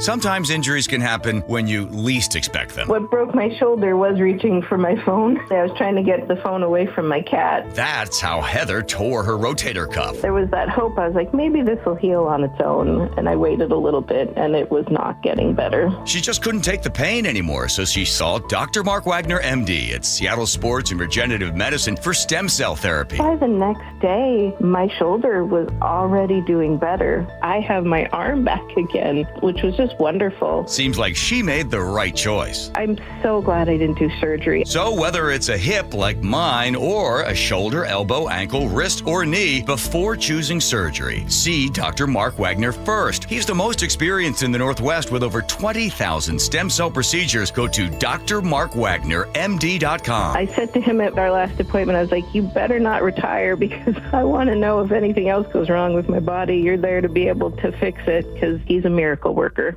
Your best source for local news. KIRO News Radio. KIRO FM and HD1. Tacoma, Seattle. Northwest News. This is CBS News on the Hour, sponsored by JTV.com. I'm Jennifer Kuiper. 2 U.S. officials tell CBS News that B-2s have been targeting command and control nodes of the Islamic Revolutionary Guard Corps, weapon depots, and an assembly facility for Iran's rocket program. Secretary of State Marco Rubio is updating lawmakers on Capitol Hill on this 4th day of war with Iran and says of the mission objectives, CENTCOM in a joint operations is carrying out a systematic destruction of their missile belt, destruction of their launchers, and destruction of their ability to make these, as well as the destruction of their Navy. From what I've been told by the Department of War, everything is on or ahead of schedule. Secretary Rubio says they're trying to help Americans leave the region. President Trump is offering assurances to the world as Iran retaliates in the Gulf. Posting on social media, the president said he's ordered the United States Development Finance Corporation, or the DFC, to provide reasonably priced political risk insurance and guarantees of financial security for, quote, all maritime trade, especially energy, traveling through the Gulf. The president added, if necessary, the U.S. Navy will escort tankers through the Strait of Hormuz. And he said, quote, no matter what, the United States will ensure the free flow of energy to the world. Linda Kenyon, CBS News, the White House. Senate Minority Leader Chuck Schumer is among those receiving updates on the situation in Iran, and he says of the strikes and the narrative. The American people do not want an endless war. The administration doesn't seem to know what it's doing. Every hour there's a different rationale as to why we're doing this. Texas voters have turned out for both parties over a closely watched Senate primary. CBS's Allison Keyes. Voter Michael Collins in Mansfield, Texas, definitely wants Republicans to stay in power. Well, I like the way that Trump is running the country. Stan Williams says he is worried about the economy, among many other things. I'm concerned about the immigration stuff, concerned about the stuff with men and women's sports. But voter Dwayne Henry says, I just feel that changes need to be made. Allison Keyes, CBS News. Voters are also heading to the polls in Arkansas, and those in North Carolina look to narrow a competitive Senate race. Homeland Security Secretary Kristi Noem has defended the immigration crackdown during her testimony before the Senate Judiciary Committee. Democratic Senator Amy Klobuchar of Minnesota has pressed Noem about the fatal shootings of Renee Good and Alex Preddy by federal agents. Are you defending stopping off-duty I would like to hear you talk about some of the operations that we've dragging done a Hmong to bring elder people out of to his justice. home? When you only talk about these situations like this that we are conducting, and you don't talk about the good work that they do to protect people from being victimized. This is CBS News. Looking for spring jewelry looks? Find them at Jewelry Television. New customers get $20 off purchases of $99 or more at jtv.com. If you're Coming up, a domestic violence call ends with a fatal shooting by police. That's after Nate Connors at the real-time traffic desk. Thanks, Aaron. The Washington State Lottery has our update. Still got this collision in Renton, North 405 at Sunset Boulevard. Now blocking just the right lane. Had a couple lanes there for a while blocked. We're bumper to bumper starting near the West Valley Highway, South Center to Bellevue. Plan on 40 minutes. That's a 25-minute delay. This backup now has northbound 16 drivers sitting in a solid backup starting at 180th. South 405. You're going to slow at the VMAC to our crash scene. Bellevue to Renton still looking good at 15 minutes. Southbound 167, you're slow heading through Kent. And again, between Algona and Sumner, heavier there in our south end. Renton to Puyallup is a 35-minute drive. Westbound 18, you're solid from Military Road over to I-5. Just volume here. Now here in Seattle, North 5, you're packed at the Michigan Curve past I-90. And again, approaching 520 across the Ship Canal. 20 minutes to clear downtown. South 5 into Seattle is wide open. And up in Everett, eastbound 526, you're heavy leaving the Boeing factory over to I-5. Play the $15 St. Patty's Day raffle ticket from Washington's Lottery with a $1 million grand prize and only 250,000 tickets available. Get yours before they're gone. KIRO News Radio, real-time traffic. I'm Nate Connors. KIRO News Radio, 97.3 FM, Northwest News. Now, the latest from KIRO News Radio and mynorthwest.com. Good afternoon. I'm Aaron Granillo. A domestic violence suspect is dead, shot and killed by a police officer in the town of Algona. Police Chief James Shrimpshire says that man in his 30s was accused of shooting two family members, a 14-year-old and an adult woman. We received a 911 call, either a close relative or someone that knows the family from out of state. They heard sounds of violence in the background, to include one shot. Both victims were taken to the hospital. They are expected to recover. Police say when officers arrived, the suspect was still shooting. Conflict in the Middle East, shocking oil prices. People in King County woke up to a 10-cent jump overnight. That mirrors national increases. Right now, gas prices in Washington, however, are 46% higher than the national average. State Appeals Court says Washington can investigate whether the Catholic Church used charitable funds to cover up child sex abuse. KIRO News Radio's Amanda Factor has more. The ruling came down yesterday and reverses a lower court decision that had blocked the investigation. Governor Bob Ferguson started this probe in 2023 when he was Attorney General. He's calling on church leaders to stop fighting it. Ferguson, who is Catholic himself, says the church needs to do the right thing and give the public a full accounting of how it handles abuse allegations. The case now goes back to the King County Superior Court to figure out exactly what documents the Seattle Archdiocese has to hand over. Amanda Factor, KIRO News Radio. City of Seattle has to pay the Seattle Times $160,000. The city has to pay that money to settle a lawsuit brought by the Times over public records requests related to the firing of former police chief Adrian Diaz. The Times says a judge ruled SPD grouped multiple requests from the same person. That slowed things down, and that was illegal. A spokesperson for Mayor Katie Wilson says she believes in transparency in local government and will work with all city departments on complying with state public records law. Frank Lindsay, KIRO News Radio. And now to the forecast. Looking at cloudy skies right now, increasing showers this afternoon and more rain for the week. Right now, 55 degrees in downtown Seattle. I'm Aaron Granillo, KIRO News Radio. your best source for local news, serving Western Washington and the world with the KIRO Newsradio App. Always streaming live on your smart speakers. You're listening to KIRO News Radio, Northwest News. And now, it's time for the Jake and Spike Show on KIRO News Radio with your hosts, Jake Skorheim and Spike O'Neill. Welcome back to the show. 2 hours down, 1 hour to go. Lots of great stuff to get to. Spike, yesterday on the show, you and I were talking about how there was this planetary alignment that was happening. There was also a blood moon that was happening simultaneously. Yeah. A full lunar eclipse. Full lunar eclipse. And it was visible as, of course, at different stages of its eclipse, full blocking of the, and that's of course when the Earth passes between the moon and the sun. At various stages of its eclipsing. Of its eclipse, which is a verb actually. So you could see it at different times in the night sky in the East Coast and the West Coast, blah, blah, blah. That being said, it wasn't blood red on the East Coast at the same time it was on the West Coast. Oh, okay. That makes sense. Makes sense? Yeah. So here it hit. It's like daylight saving time. Yeah. Well, there you go. Sorry. So this happens almost annually. It happened last March 13th. We had the last full lunar eclipse. Was it a blood moon? Mm-hmm. Oh, I thought it was more special than that. Well, it's pretty special. Once a year. It's kind of cool. Once a year? Well, I didn't get out of bed for it. I thought it was like a once every 50-year thing, and I was like, oh my gosh, this is amazing. Actually made me think of like end times. You got a blood moon, you got the planets aligning, you got wars starting, you got all these different things. I was like, what's going on? Let me freak out even more. Yeah. The blood moon, when it was at its full eclipse here on the West Coast. When it was most eclipsed. Total eclipse, one might say, if you're Bonnie Tyler. 3:33 in the morning on 3/3. Shut it. On March 3rd at 3:33 in the morning. Is that true? Yes.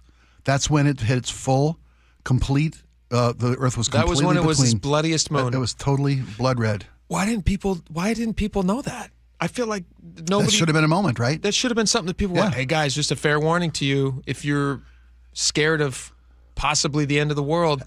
At 3:33 on 3/3, a blood moon and a planetary alignment. Yeah, you look up in the sky, you'll see a blood red moon and 6 planets lined up. Like, shoot here. That makes me a little nervous. It's like we've been, was it glazed and targeted? Is that what they did? When you get a target from a right? That's crazy. Yeah. 3:33 on 3/3. Yes. The eclipse started at 3:04 and ended at 3:58, blah, blah, blah. So when it was its total eclipse of the moon was at 3:33 in the morning on 3/3. Did you watch it? I didn't get it. Nah, you slept through it. I slept through it. Yeah, me too. Well, I trusted the meteorological services of our area. They said it'd be overcast and it would start to rain. They said, don't worry about it. We've had days and days of blue sky and clear nights, cold, clear nights, lots as I was able to see the planetary alignment. Sure. But by the time the blood moon rolled over, we'd have a nice cloud cover. Plus, who wants to stay up till 3:30 in the morning? What are we, kids? Yeah. I can't stay up till 3:30. I tried it last week. I tried it for hockey. Didn't work. Gold medal hockey couldn't get me out of bed at 5. Like, I'm going to up at 3:30. Look at, it's a red dot in the sky. Great. I'm sure you know what? I'm going to go watch the blood moon on YouTube. I'm sure it's on YouTube. You can check it out on YouTube. I've seen some amazing pictures. Of videos that people took of the moon rising over, Stonehenge. There was a shot of it breaking the horizon at Stonehenge. They never do it justice. They never do the moon justice. Taking pictures? You ever take pictures on your phone of the moon? It's horrible. Sometimes I see it when I'm taking the trash out or something, and I look up and I go, "Oh my gosh, look at that! Big, full, beautiful. Yeah. It's gorgeous." Yeah. Or it looks like a big harvest moon, or they're always very mysterious looking, And I always go, that's amazing. And I pull my phone out, and I try to take a picture of it, and then I just go, blech. You look at the picture? It doesn't do anything to it. No justice to the beautiful You need moon. high quality photography. That's what I need to with do. Nice lenses. I mean, there's great pictures of that kind of stuff. I like a sickle moon myself. What's that? When you just see the one lit edge of a moon, but you can see like the entirety of a tiny little slice, a tiny sliver. Yeah, it's called a sickle moon. A sickle. Like a sickle, like a sieve or whatever they call those. Yeah. A hammer and sickle. A sickle. It's called a sickle. Where they come up with the name. I like when you can see the entirety of the moon itself, just sitting in the sky. It's a full moon. No, not lit. Oh, I mean, there's a light of an edge as the sickle is lit, but you can see the entirety of the moon, sitting in like a dusk evening sky. That's when it puts it in perspective for me. Good luck getting a picture of There's that. a rock just sitting there off our coast. It is off crazy. Off the horizon. We went. The atmosphere. And then we just went, meh. We've done it. Yep, been there, done that. Been there, done that. Left a rover. Couple golf balls. If we even went. Right. If you're one of those people that believes we even went. It's funny because we keep exploring further and further into the universe. This technology gives us these Hubble telescopes and even beyond the capacity, right? Mm-hmm. You can actually see debris on the moon. You can see the things we've left behind. Really? Yes. Are you sure it's not AI? Swear, no. Well, and now we've gone full circle. AI. Now we've gone full circle on cynicism. Luckily, telescopes power got there before AI got there to fake it. Right? I looked up once on the moon. I said, show me debris on the moon. And I got real close, and there's a Chuck E. Cheese up there. I said, is this real? Where astronauts go for fun. Yeah. I don't know if this is real. I want to believe it's real, but I don't know if it's real. Do you remember what the E stands for? Laura told us. In E? Remember? Chuck E. Cheese? Chuck E. Cheese. Remember what the E stands for? I do now that you mention it, yeah. Charles Entertainment Cheese. Charles Entertainment Cheese. E stands for entertainment. What a nice wrap. Not extra pizza that we put back in the form of a pie and resell to secondary customers. No. We wouldn't do that. We'd never do that again. All right. Speaking of trying to sell something to people that don't want it, should we talk a little bit about this income tax? Nice segue. Yeah, thank you very much. I'm gonna always be negative on this thing because I really do think it's bad for business. You keep it authentic. Keep it 100. Yeah, I'm gonna keep it 100, as they say. There's a really interesting article. This was written on GeekWire. We've requested this guy. Hopefully, we're gonna get him on the show. But I think I'm getting the last name right. Matt McElwain. Am I right about that? McElwain, Laura. McElwain? McElwain. Okay. All right. Matt McElwain is a venture capitalist. He has a firm called Madrona, and if you're a local person here, you've probably heard of that. Yeah, it's a venture capital firm. He's also the co-chair of the board of advisors at the Fred Hutchinson Cancer Center. He's also a board member at the Washington Policy Center. He's also a board member of the Allen Institute. So clearly he's got a game. He knows his stuff. He knows his stuff, and he's got a pretty good resume. And I'll give you a little background on him in just a second because he wrote this op-ed, published it at GeekWire, and obviously his audience is people in Washington State who are dialed into the business of tech, which is a lot of businesses, and a lot of businesses rely on the success of tech businesses in Washington State.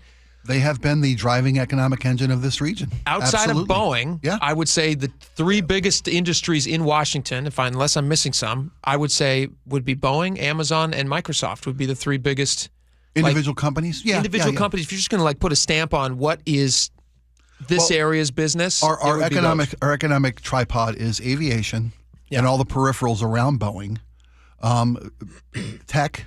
Mm-hmm. Between Microsoft and Amazon, all the tech things that are here. Ooh, what's the third leg? Bioresearch, medical research. Oh, okay. Yeah, this region is they're pretty good with that. Thick with medical research, between Hutch and UW Med and all the things that are here. Well, McElwain could speak to that if he's on the board at board of advisors at Fred Hutch. Yeah, knows where the money is. He has this piece out, and I'm going to just read you the start of this because I do think it's worth mentioning here. I love the millionaire's tax. No, he does not say that. I know money, and guys like you and me. Here's the thing: guys like you and me, whose job it is to talk about these things on the radio and express our opinions on these things. We try to do the best job that we can, expressing why we think it's good or bad. Yeah.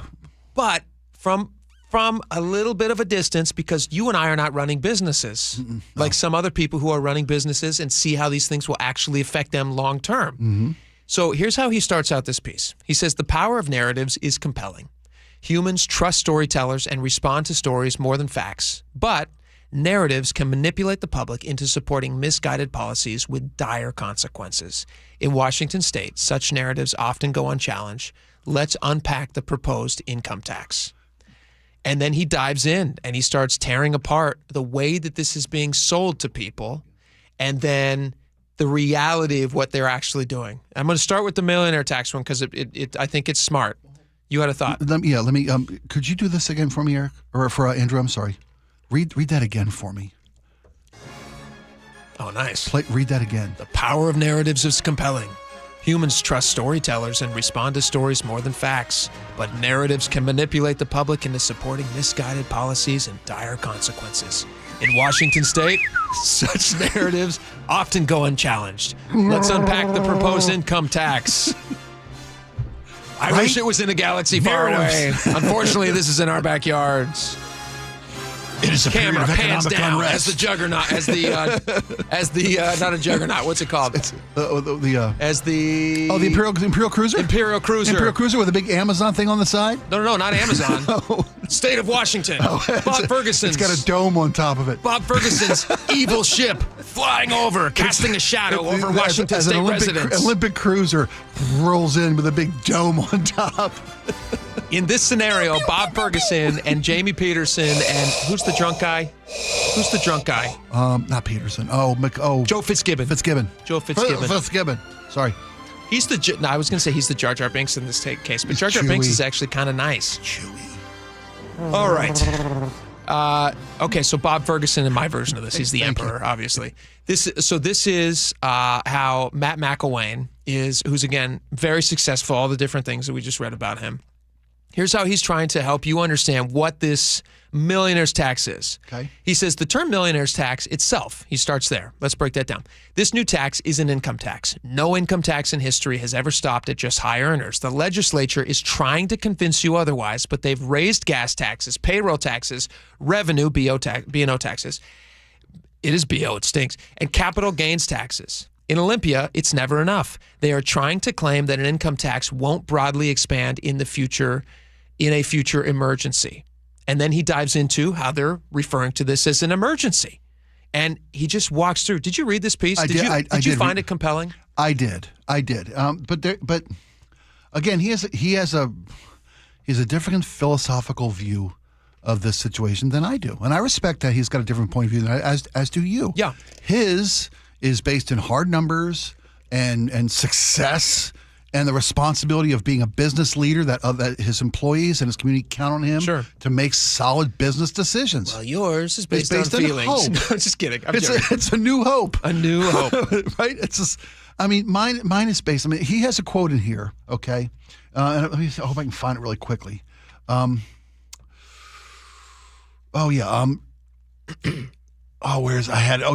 Well, anyway, he speaks to how businesses reinvest in their communities. That's what it is. Yeah. Yeah. Right. Most who succeed choose to be very generous with their time, talents, and resources in the communities where they live. See, I think that's a bygone mentality. Oh my gosh, I could not disagree more. Again, I respect that. But when I see businesses take advantage of a community's resources, workforces, make a ton of money, an obscene amount of money, and then flee before they have to contribute back to that community, that's what I see as the moral bankruptcy of businesses being able to earn and burn. To make it and go, to take it to go business success. Can I challenge you there? Of course, bud. I In look a forward to it loving every way. day. Anybody listening, Spike and I are always lovingly challenging each other. When I go, yes, it's based in love. It's loving. It's based in love and respect. Here's the thing. If you are a business who has climbed to some level of success, I imagine you've already done a great deal for the community. You and I were just talking a second ago about the tripod of businesses in Washington State. Yeah. Boeing, Amazon, medical research. Think about how many people that Amazon employs. Until very recently, they were the largest. I think they're still the largest employer in the state. Or no. UW. Amazon dropped below 50? I think that's just Seattle. I think Amazon's no longer the largest in Seattle. Okay. But I think in the state, they might still be the largest. Right, but I because could be wrong about they that. moved over to Bellevue. They moved over to Bellevue. That's right. Or Boeing. If you look at the history of Boeing and how many jobs that they've created. They built this city. If you look back at companies like that, you're not thinking to yourselves, think of all the charitable donations that they have given to the city, which in turn meant that they could build parks and things like that. What they do is they provide an entire economy for the city to grow from. So Boeing, for instance, I get it. is doing a tremendous amount of good for Washington because they're providing really good jobs for the state. Those people, in turn, spend money, they pay taxes, they do all the things, they buy homes, they buy groceries, they buy expensive gas, all those things which are great for the city. Right. Until the business starts to feel like you're not appreciating us for what we're doing, and then they say, hey, you know what?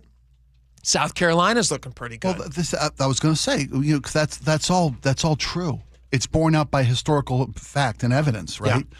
Until Boeing decides that they're beholden to stockholders and shareholders, and they move their management to Chicago.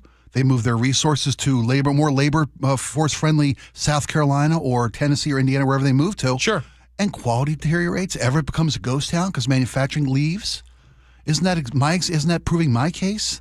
Yeah, well, Boeing decided it was more important to them to maximize profits than to reinvest in their communities. If Boeing can't figure out how to stay in business... Well, they weren't going out of business when they moved to Chicago and South Carolina. Businesses fail all the time. You and I have talked about this. Washington is one of the worst states to start a business in. And it's not because people here don't want to buy things. It's because taxes crush new businesses. What is it? Something like 59% of businesses that start in Washington fail. Yeah. And the national average is like about 50-50. It's just really hard to start a business. It's way harder in Washington to start a business. So we do understand that taxes are burdensome to businesses. So why would a business start here? That's the problem with these new taxes. That's with an income tax. And that's what Matt McElwain is making the argument. Yeah. He's saying it's not just the businesses now, which will leave because they need to survive. It's the future businesses as well that are just never going to start here. And if our economy has been built so hugely on the success of these amazing businesses, like an Amazon, which started in a tiny little house in, where was it, Bellevue or Bothell? Or where did Bezos start selling books out of? I don't even know. You remember that? Yeah, it was like a tiny little... His wife helped him start. That's why she made half the money when she split. You watch where Jeff and Mackenzie Bezos, their original house in this tiny little rambler, in this tiny little neighborhood that looks like any neighborhood in Washington. Selling books online. And someday that guy was going to be one of, often, the richest men in the world. Lex Luthor of retail. Yes. Yeah. But the business has to grow, and if the business can't grow, then you're never gonna, see the benefits of that. And we disagree on that. I think they are benefiting on their way. It's not just after they've been successful. No, I agree. But then there comes a point where how much is enough? Amazon, you got to go robotic. You got to eliminate the human element of things. You got to start cutting off benefits. You got to move out of town because it's cheaper across the lake. Who's then deciding when you step in and start penalizing a company for success? Wouldn't that be a really difficult place to be in? If you were running a company and you're hiring all these people and you're paying good wages and somebody starts to notice you and says, hey, you know what? We're going to take an extra 10% of your business. Well, but isn't that what antitrust legislation is for? To make sure the businesses don't get onerous and detrimental to the country's well-being, right? When you start telling folks, you're talking about a competitive situation there. You're saying if a business has a monopoly and nobody else can be successful, that's not happening. When you talk about when a government steps in, who steps in? Antitrust and taxes that's a different example. Well, it's a different example, but still, it's legislative control over a capitalist environment to make sure that it isn't detrimental to society, whether it's through taxation levels or through its antitrust legislation. I think there's a parallel there. I think there's going to be a huge bunch of businesses that just say, hey, you know what? You've made it more difficult than it's beneficial to be in Washington State. I think we're you're happy probably right. to hit the road and go somewhere else. And that's what McElwain is making the argument. We're going to try to get him on the show. I think it's very interesting. I'd love to hear it. He's a brilliant guy, clearly. Knows what he's doing. Great guy, self-made. Again, he's the one running multi-billion-dollar corporations. I'm the guy schlepping week to paycheck to paycheck. Hey, you know what? You and I just got to enjoy a burger. That's pretty good. It's still America, buddy. Still America. Still America. All right, we got a lot more coming up. Stick around. Be right back.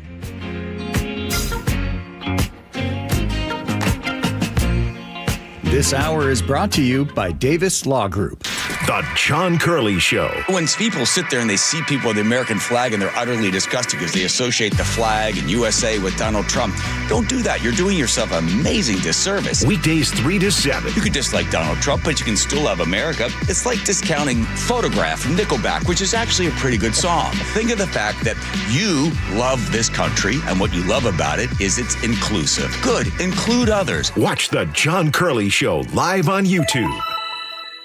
It's cold outside, and if you're noticing it's taking forever to heat your home, there are cold spots in certain rooms, your furnace turns off and on a lot, or it never stops, or maybe your energy bill is just way too high. These are all warning signs that your home needs a blanket. There may be something wrong with your insulation, which means not only are you uncomfortable in your own home, but you could be wasting hundreds or thousands of dollars a year in lost energy. Call Insulation Northwest today. and we'll send one of our professionals to give you a fast, free energy inspection to determine if there is a problem. And if there is a problem, we can fix it fast. Most jobs are completed in one day. You have nothing to lose. The inspection is free and only takes about an hour and could save you thousands. Keep the heat in, the cold out, and your energy bill low. Call Insulation Northwest today. Insulation Northwest, the real insulation company.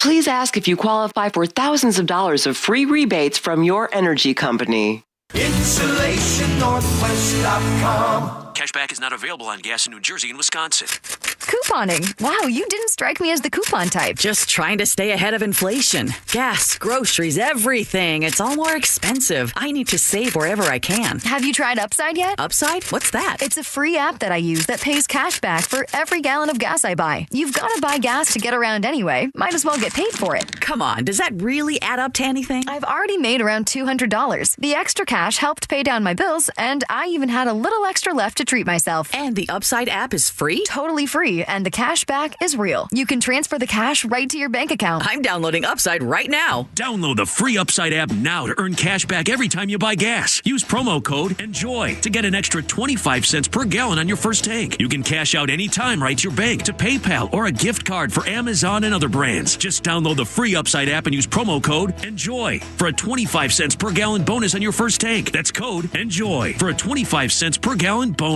You know, it's frustrating. You work your tail off for 40 plus years. The government takes 30 or 40% in taxes. Then they turn right around and waste it. Americans are getting fed up, and that's why they're taking advantage of tax planning.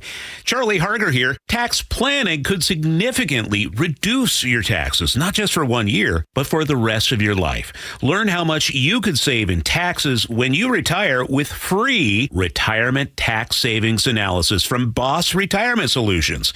If you've saved more than $300,000, schedule your free analysis now by calling 206-210-1350.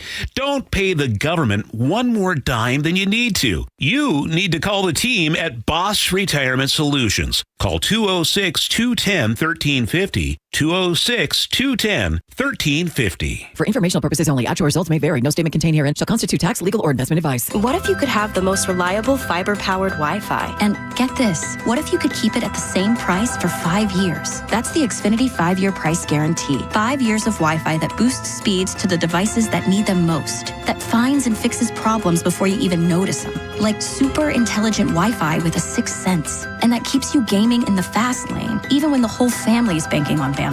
All your devices working in perfect harmony for 5 whole years. And here's the best part. No annual contracts, no hidden fees, and our best equipment included. Plus, get online in no time with same-day Wi-Fi. Hey, let's face it, a lot can change in 5 years. Kids grow taller, dreams grow bigger, but your Wi-Fi, it would stay reliable and the price would stay put. The Xfinity 5-year price guarantee. Lock in your price and unlock the possibilities. Xfinity. Imagine that. Select plans only. Restrictions apply. Most reliable Wi-Fi based on Open Signal Awards USA Fixed Broadband Experience Report, May 2025. Actual speeds vary. Xfinity Internet powered by fiber and connected to the premises by coaxial cable. Do you like helping others? Become a Shiva volunteer. In Pierce County, join the hundreds of volunteers across Washington state who help over 90,000 people each year with their Medicare options and questions. You don't have to know Medicare. We'll teach you. And if you're bilingual, even better. For more information and how to apply, call Shiva at 1-800-562-6900 or go to insurance.wa.gov.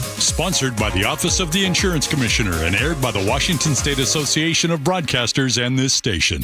Ready to get rid of that old car? Donate it today at carsforkids.org. Your car can be picked up as soon as tomorrow. Call 1-877-CARS4KIDS to donate your car today. That's Cars with a K.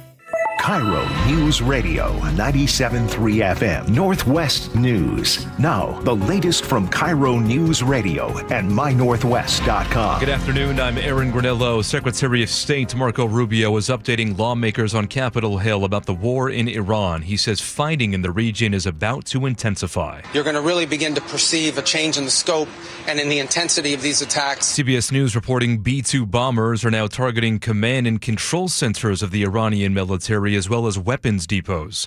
Democrats like Washington U.S. Senator Patty Murray are criticizing the operation, accusing the president of breaking promises to avoid new foreign wars and to lower costs. What Americans want is health care, They want to pay less at the grocery store and the gas station. The president is defending the war. If we didn't do what we're doing right now, you would have had a nuclear war and they would have taken out many countries. Now, as the conflict spreads in the region, many experts are questioning whether regime change in Iran can be successful. KIRO Newsradio's Luke Ducey has more on that. UW professor of Persian studies Dr. Arya Fani tells me inside Iran, citizens are happy the Ayatollah is now gone, but they're not so hopeful for regime change because they've seen it before in Iraq and Afghanistan. It's just Groundhog Day in America. That's what it feels like. Every day, a new war, brand new excuses, and this time will be different. This time will be different. President Trump and Israeli Prime Minister Benjamin Netanyahu urged Iranians to take back control of their country as airstrikes began over the weekend. Luke Ducey, KIRO News Radio. Unrest in the Middle East now causing prices to rise at the pump. Here in Washington, gas prices jumped 10 cents overnight. Drivers in Washington are used to paying a pretty penny at the pump, but now AAA reports prices in our state are 46% higher than the national average. As of last check, the price of an average gallon in King County is $4.66. Taxes and regulatory requirements have put prices at or near the most expensive in the nation. They're expected to go even higher as conflict in Iran disrupts oil tanker traffic in the Strait of Hormuz. Jillian Raftery for KIRO News Radio. And that takes us to 2:33. We have Nate Connors at the real-time traffic desk. Thanks, Aaron. The Washington State Lottery has our update. In Renton, good news. North 405, we cleared our earlier collision in the S-curves, but we're still slow from the West Valley Highway into the S-curves from that earlier crash. South Center to Bellevue, we've improved to 25 minutes. South 405 now scattered backups from Factoria into Renton as we start to see our mid-afternoon backups start to form. Bellevue to Renton, less than 20 minutes. Southbound 167 is heavy in the south end between Algona into Sumner. Seattle to Federal Way, 35 minutes. Your typical backup forming in Tukwila into Des Moines. Here in Seattle, North 5, we've got a hefty backup from the Michigan curve past I-90 and then again approaching 520 across the Ship Canal. It's about 25 minutes now to clear downtown. And we have minor backups at the First Avenue South Bridge right now due to a recent closure for marine traffic. Play the $15 St. Paddy's Day raffle ticket from Washington's Lottery with a $1 million grand prize and only 250,000 tickets available. Get yours before they're gone. KIRO News Radio, real-time traffic. I'm Nate Connors. Cloudy skies, increasing rain for this afternoon and tonight. Right now, we have 55 degrees in downtown Seattle. I'm Aaron Granillo, KIRO News Radio. Your best source for local news. You're listening to KIRO News Radio, Northwest News. All right, welcome back to the show. All right, a couple things we want to cover here. One of them I totally understand and think is a great idea. The other one I'm going to need Spike's help to understand. Sure. If I can help, I will. All right. Let's start with the one that I can't understand.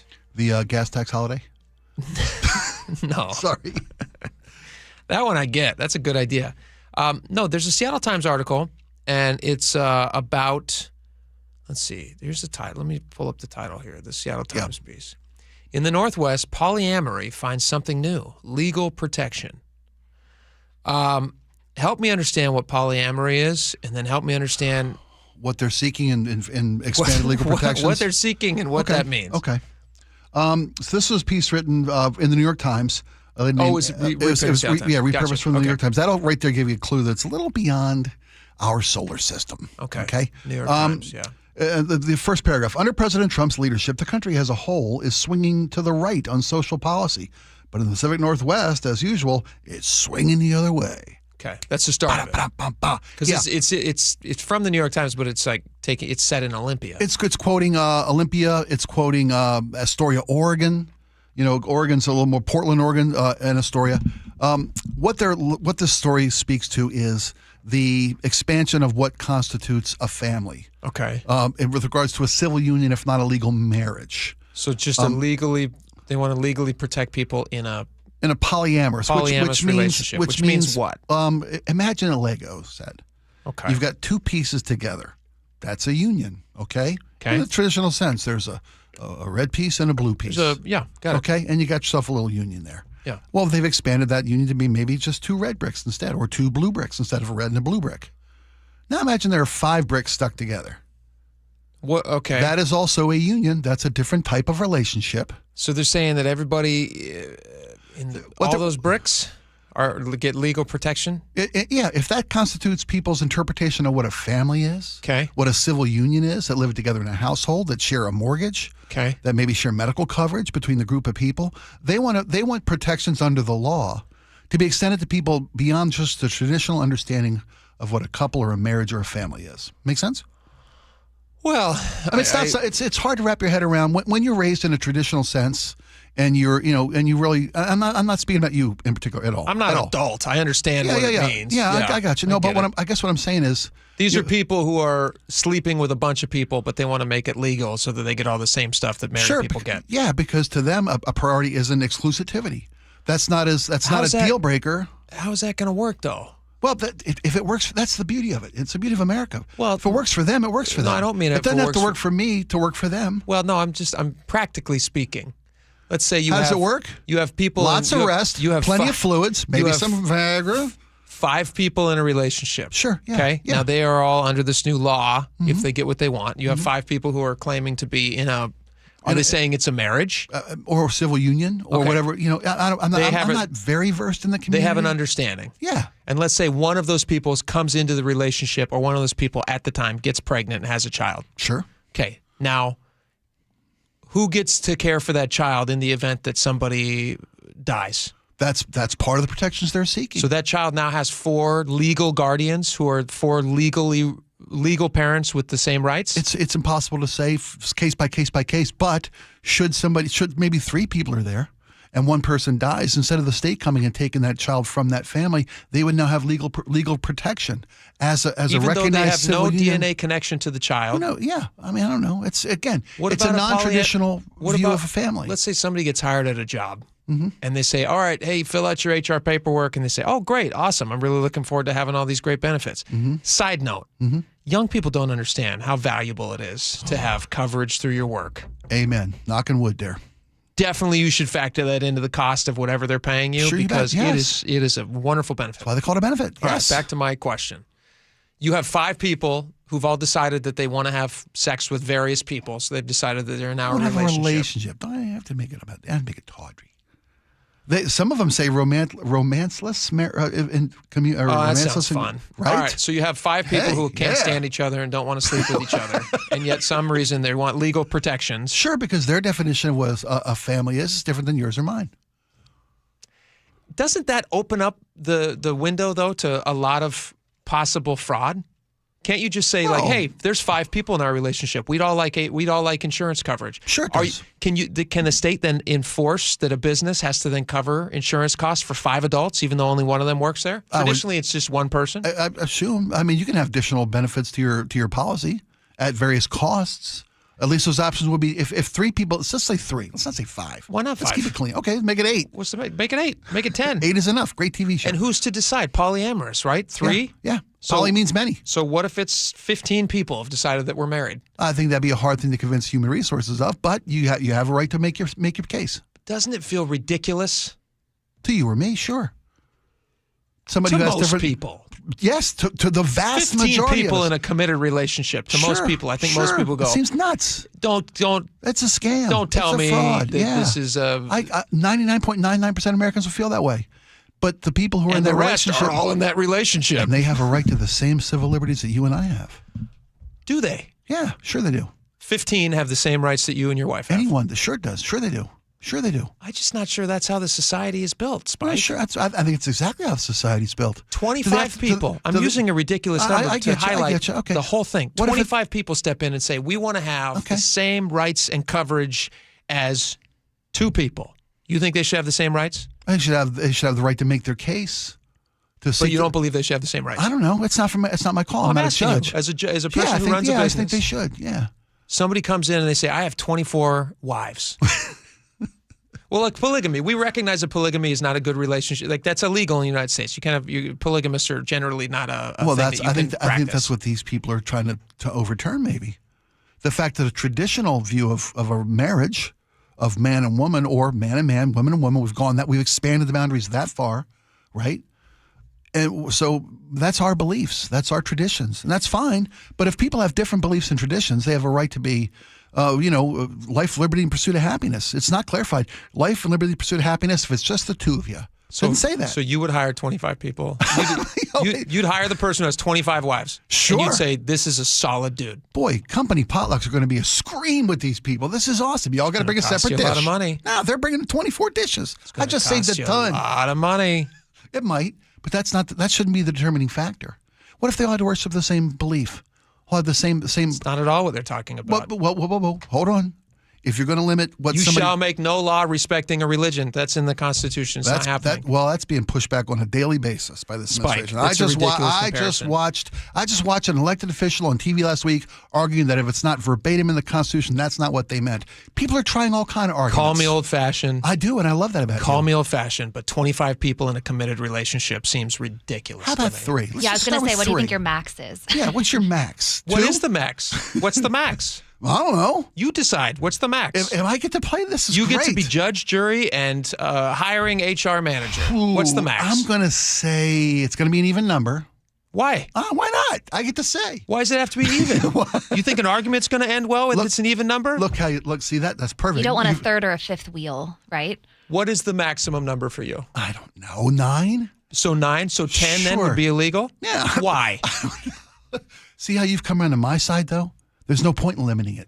It's about opening it's about opening the understanding. I'm not coming around to your side. There's no point in limiting it. You're here. My wives made potluck. There's going to be 8. What do you like? I cannot believe that the progressive point of view is now one man should have 25 wives. That's not the progressive point of view. Oh, that's the progressive point of view is no matter how somebody views a family, they have the same rights under our Constitution that the traditional couple has. At 9, but not 10, according to you. That's if I had to play God. Or Chief Justice. Good. Or however you want to nail it down. All right. We got a lot more coming up. If you have text messages about that, you're welcome to send them at Muckleshoot Casino Resort text line, 888-973-5476. We'll be right back. KIRO News Radio, the first place you turn for the news you trust. Seattle's new mayor is laying out a big vision. She offered few specifics. Engaging conversation. Has anybody noticed their electric bill? It's diabolical, Ursula. And your Super Bowl champion Seahawks. They are bringing the Lombardi back to the Northwest. Streaming everywhere on the KIRO News Radio app. Always here, always with you. KIRO News Radio, 97.3 FM.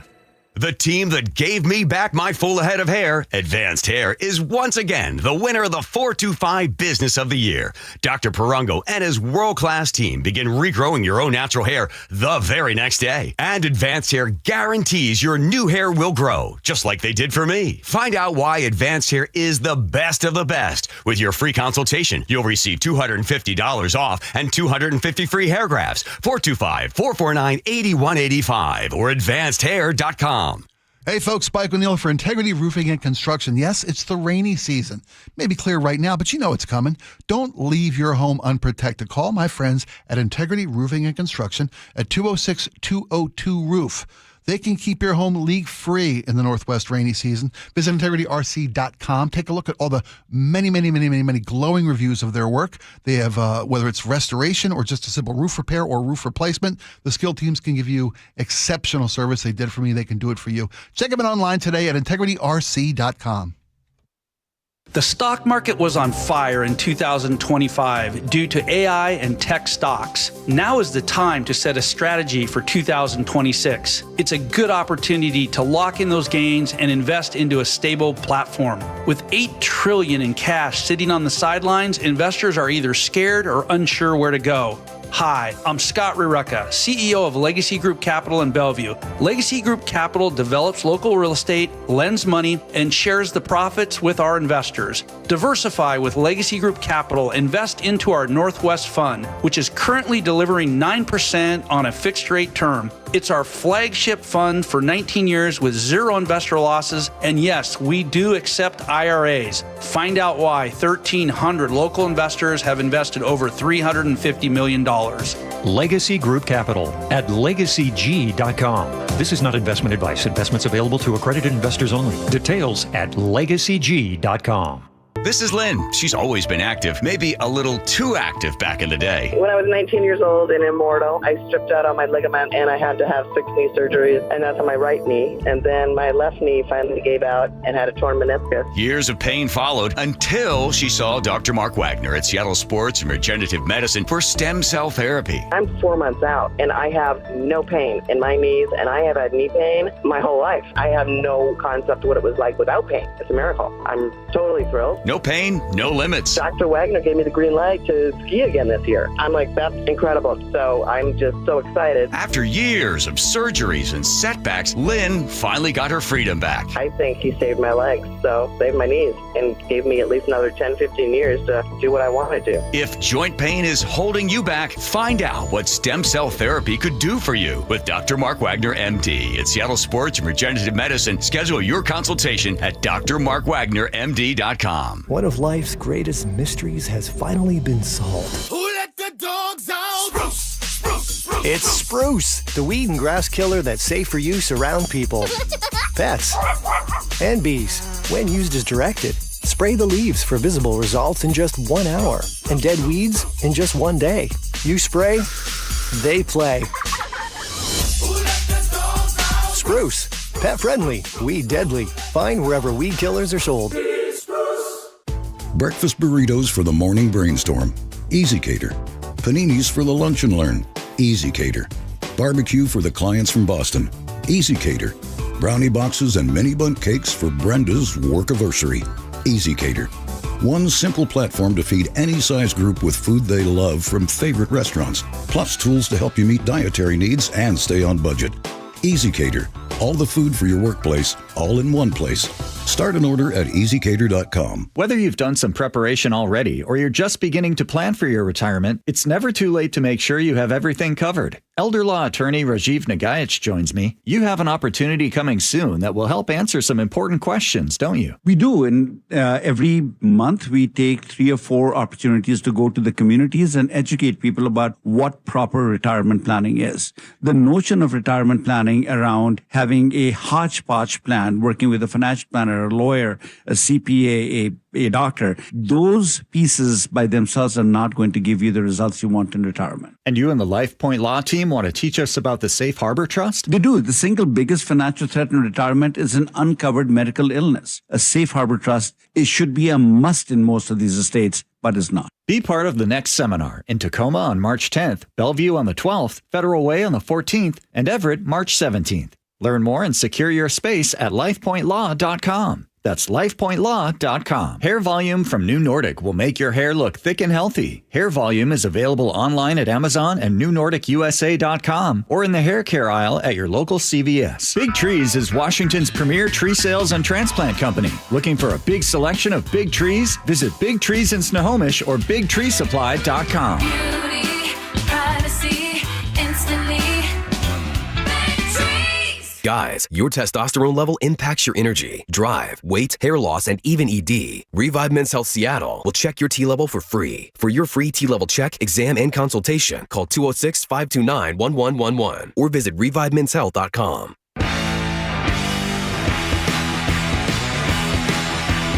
All right, welcome back to the show. Lots of text messages. Let's just jump right in. Laura, go for it. On Jake not mercy killing a pigeon in the parking lot. Goodfella says, I hope the pigeon makes it. Paws has a list of avian rehab centers. One is in Snohomish County. Oh, that's nice. Would you put that bird in your car, Jake? You know, I probably wouldn't bring it in my car if he does have the virus or whatever he's got. Yeah, you got kids at home. For the same reason you don't pull over and stop somebody with a flat tire, you don't put a sick bird in your car. Not if I have kids. Safety. If I have kids in the car, I won't have somebody flat tire. Yeah, right, yeah. But the bird, I mean, I hope he makes it, but I'm not putting it in my car. Bonnie says the nice thing to do in that case is to put the poor pigeon. I'm gonna clean this up. She says stomp the poor pigeon. Stomp the poor pigeon. The sad truth is that Bonnie's not wrong. Yeah, that bird. 6 weeks of rehab. 6 to 12 weeks. Right, we're gonna be out there every day with bringing seed. Yeah, good luck. What are we gonna do, man? Like wing exercises. We're gonna hold his neck up with one of those cones on him. Gave him a donut. PT for pigeons. Chick-a-Latte says just hit it in the forehead as hard as you can.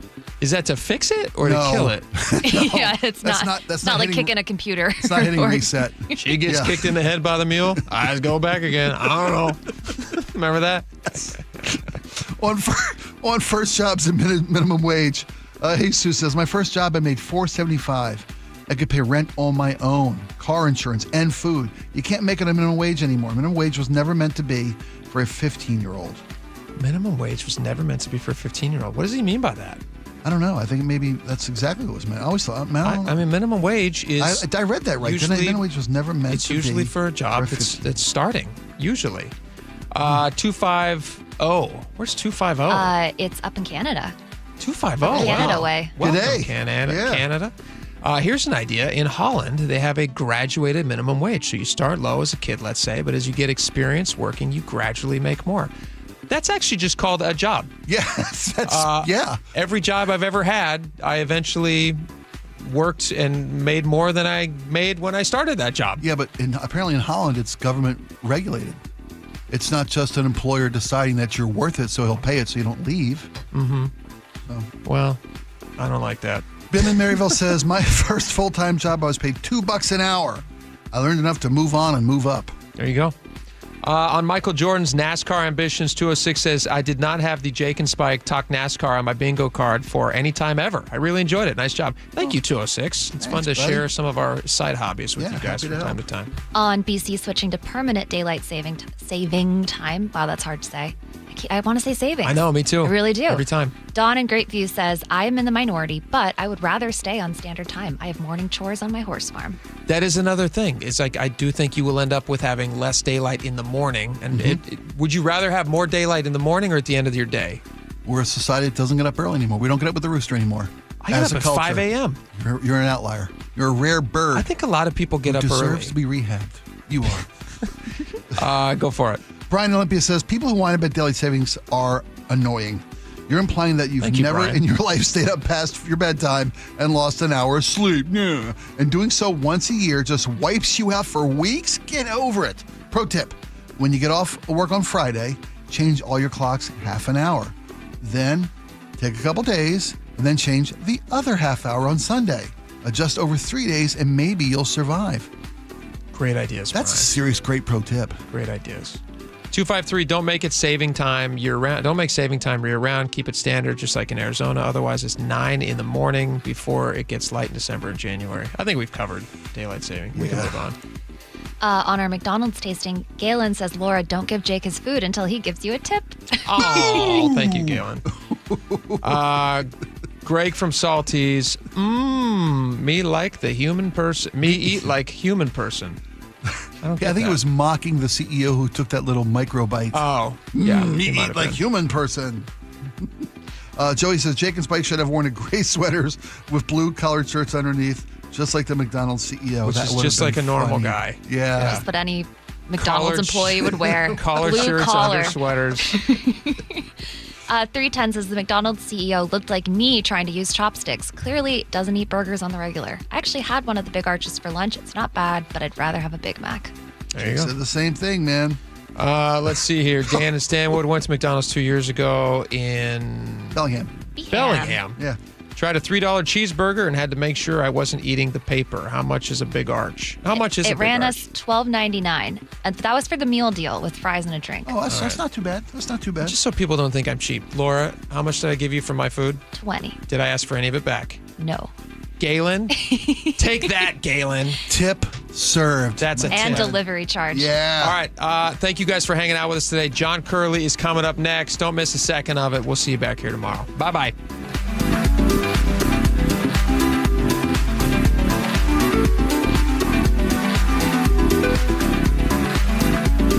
Okay, I got time for one more?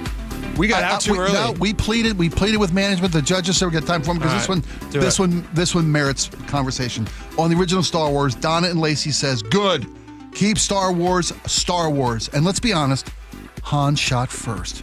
And I'm completely okay with that. Yeah, because Han's awesome. Han's awesome. And you just got a Lifetime Achievement Award from SAG. Yeah. All right. Thank you guys so much for hanging out with us. John Curley's coming up next. Still? He's going to have a great show. Yes. I hope you guys tune in for it, and we will see you back here tomorrow. Bye-bye.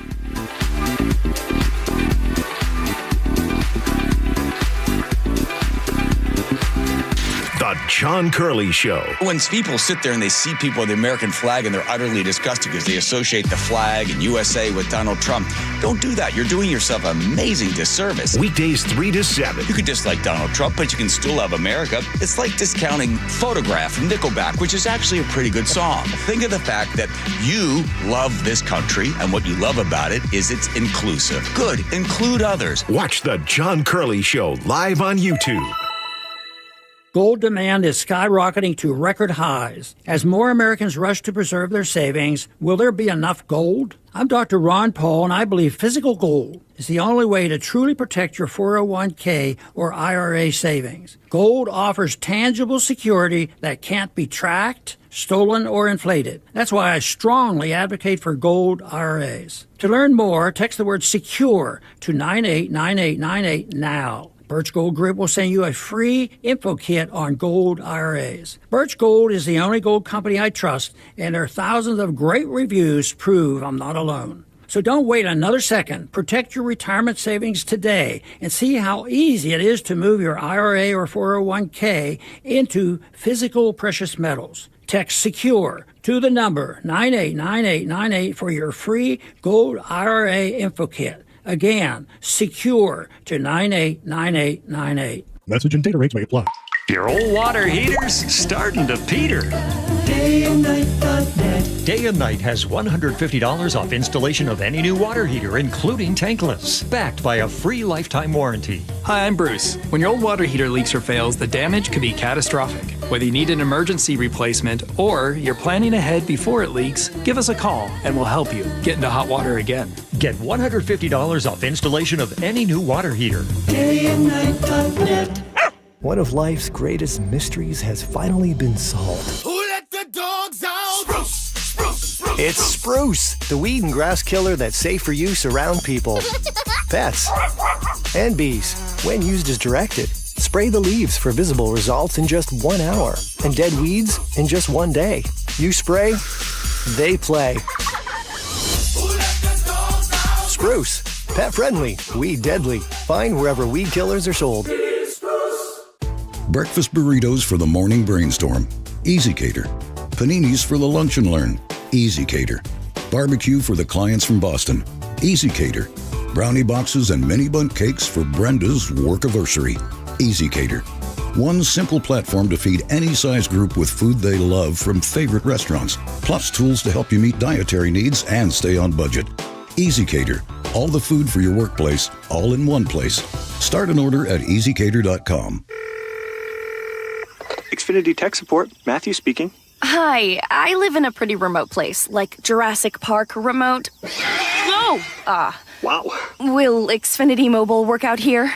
Yep, the combination of reliable Wi-Fi and 5G makes it so that you can stay connected in all kinds of places. Plus, you get access to ultra-fast speeds and coverage, whether you're poolside or out live streaming with a T-Rex. Hold still, you're about to go viral.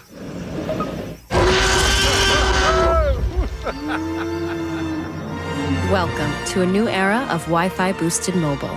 Cut your mobile bill in half with 2 lines of unlimited. Discover a new era of Wi-Fi boosted mobile at xfinitymobile.com. Xfinity. Imagine that. Watch Jurassic Park with Xfinity. Savings comparison based on promotional rate for 2 lines of Xfinity Mobile Unlimited versus 2 lines of T-Mobile Experience More, Verizon Unlimited Plus, and AT&T Starter as of February 10th, 2026. Your best source for local news, KIRO Newsradio.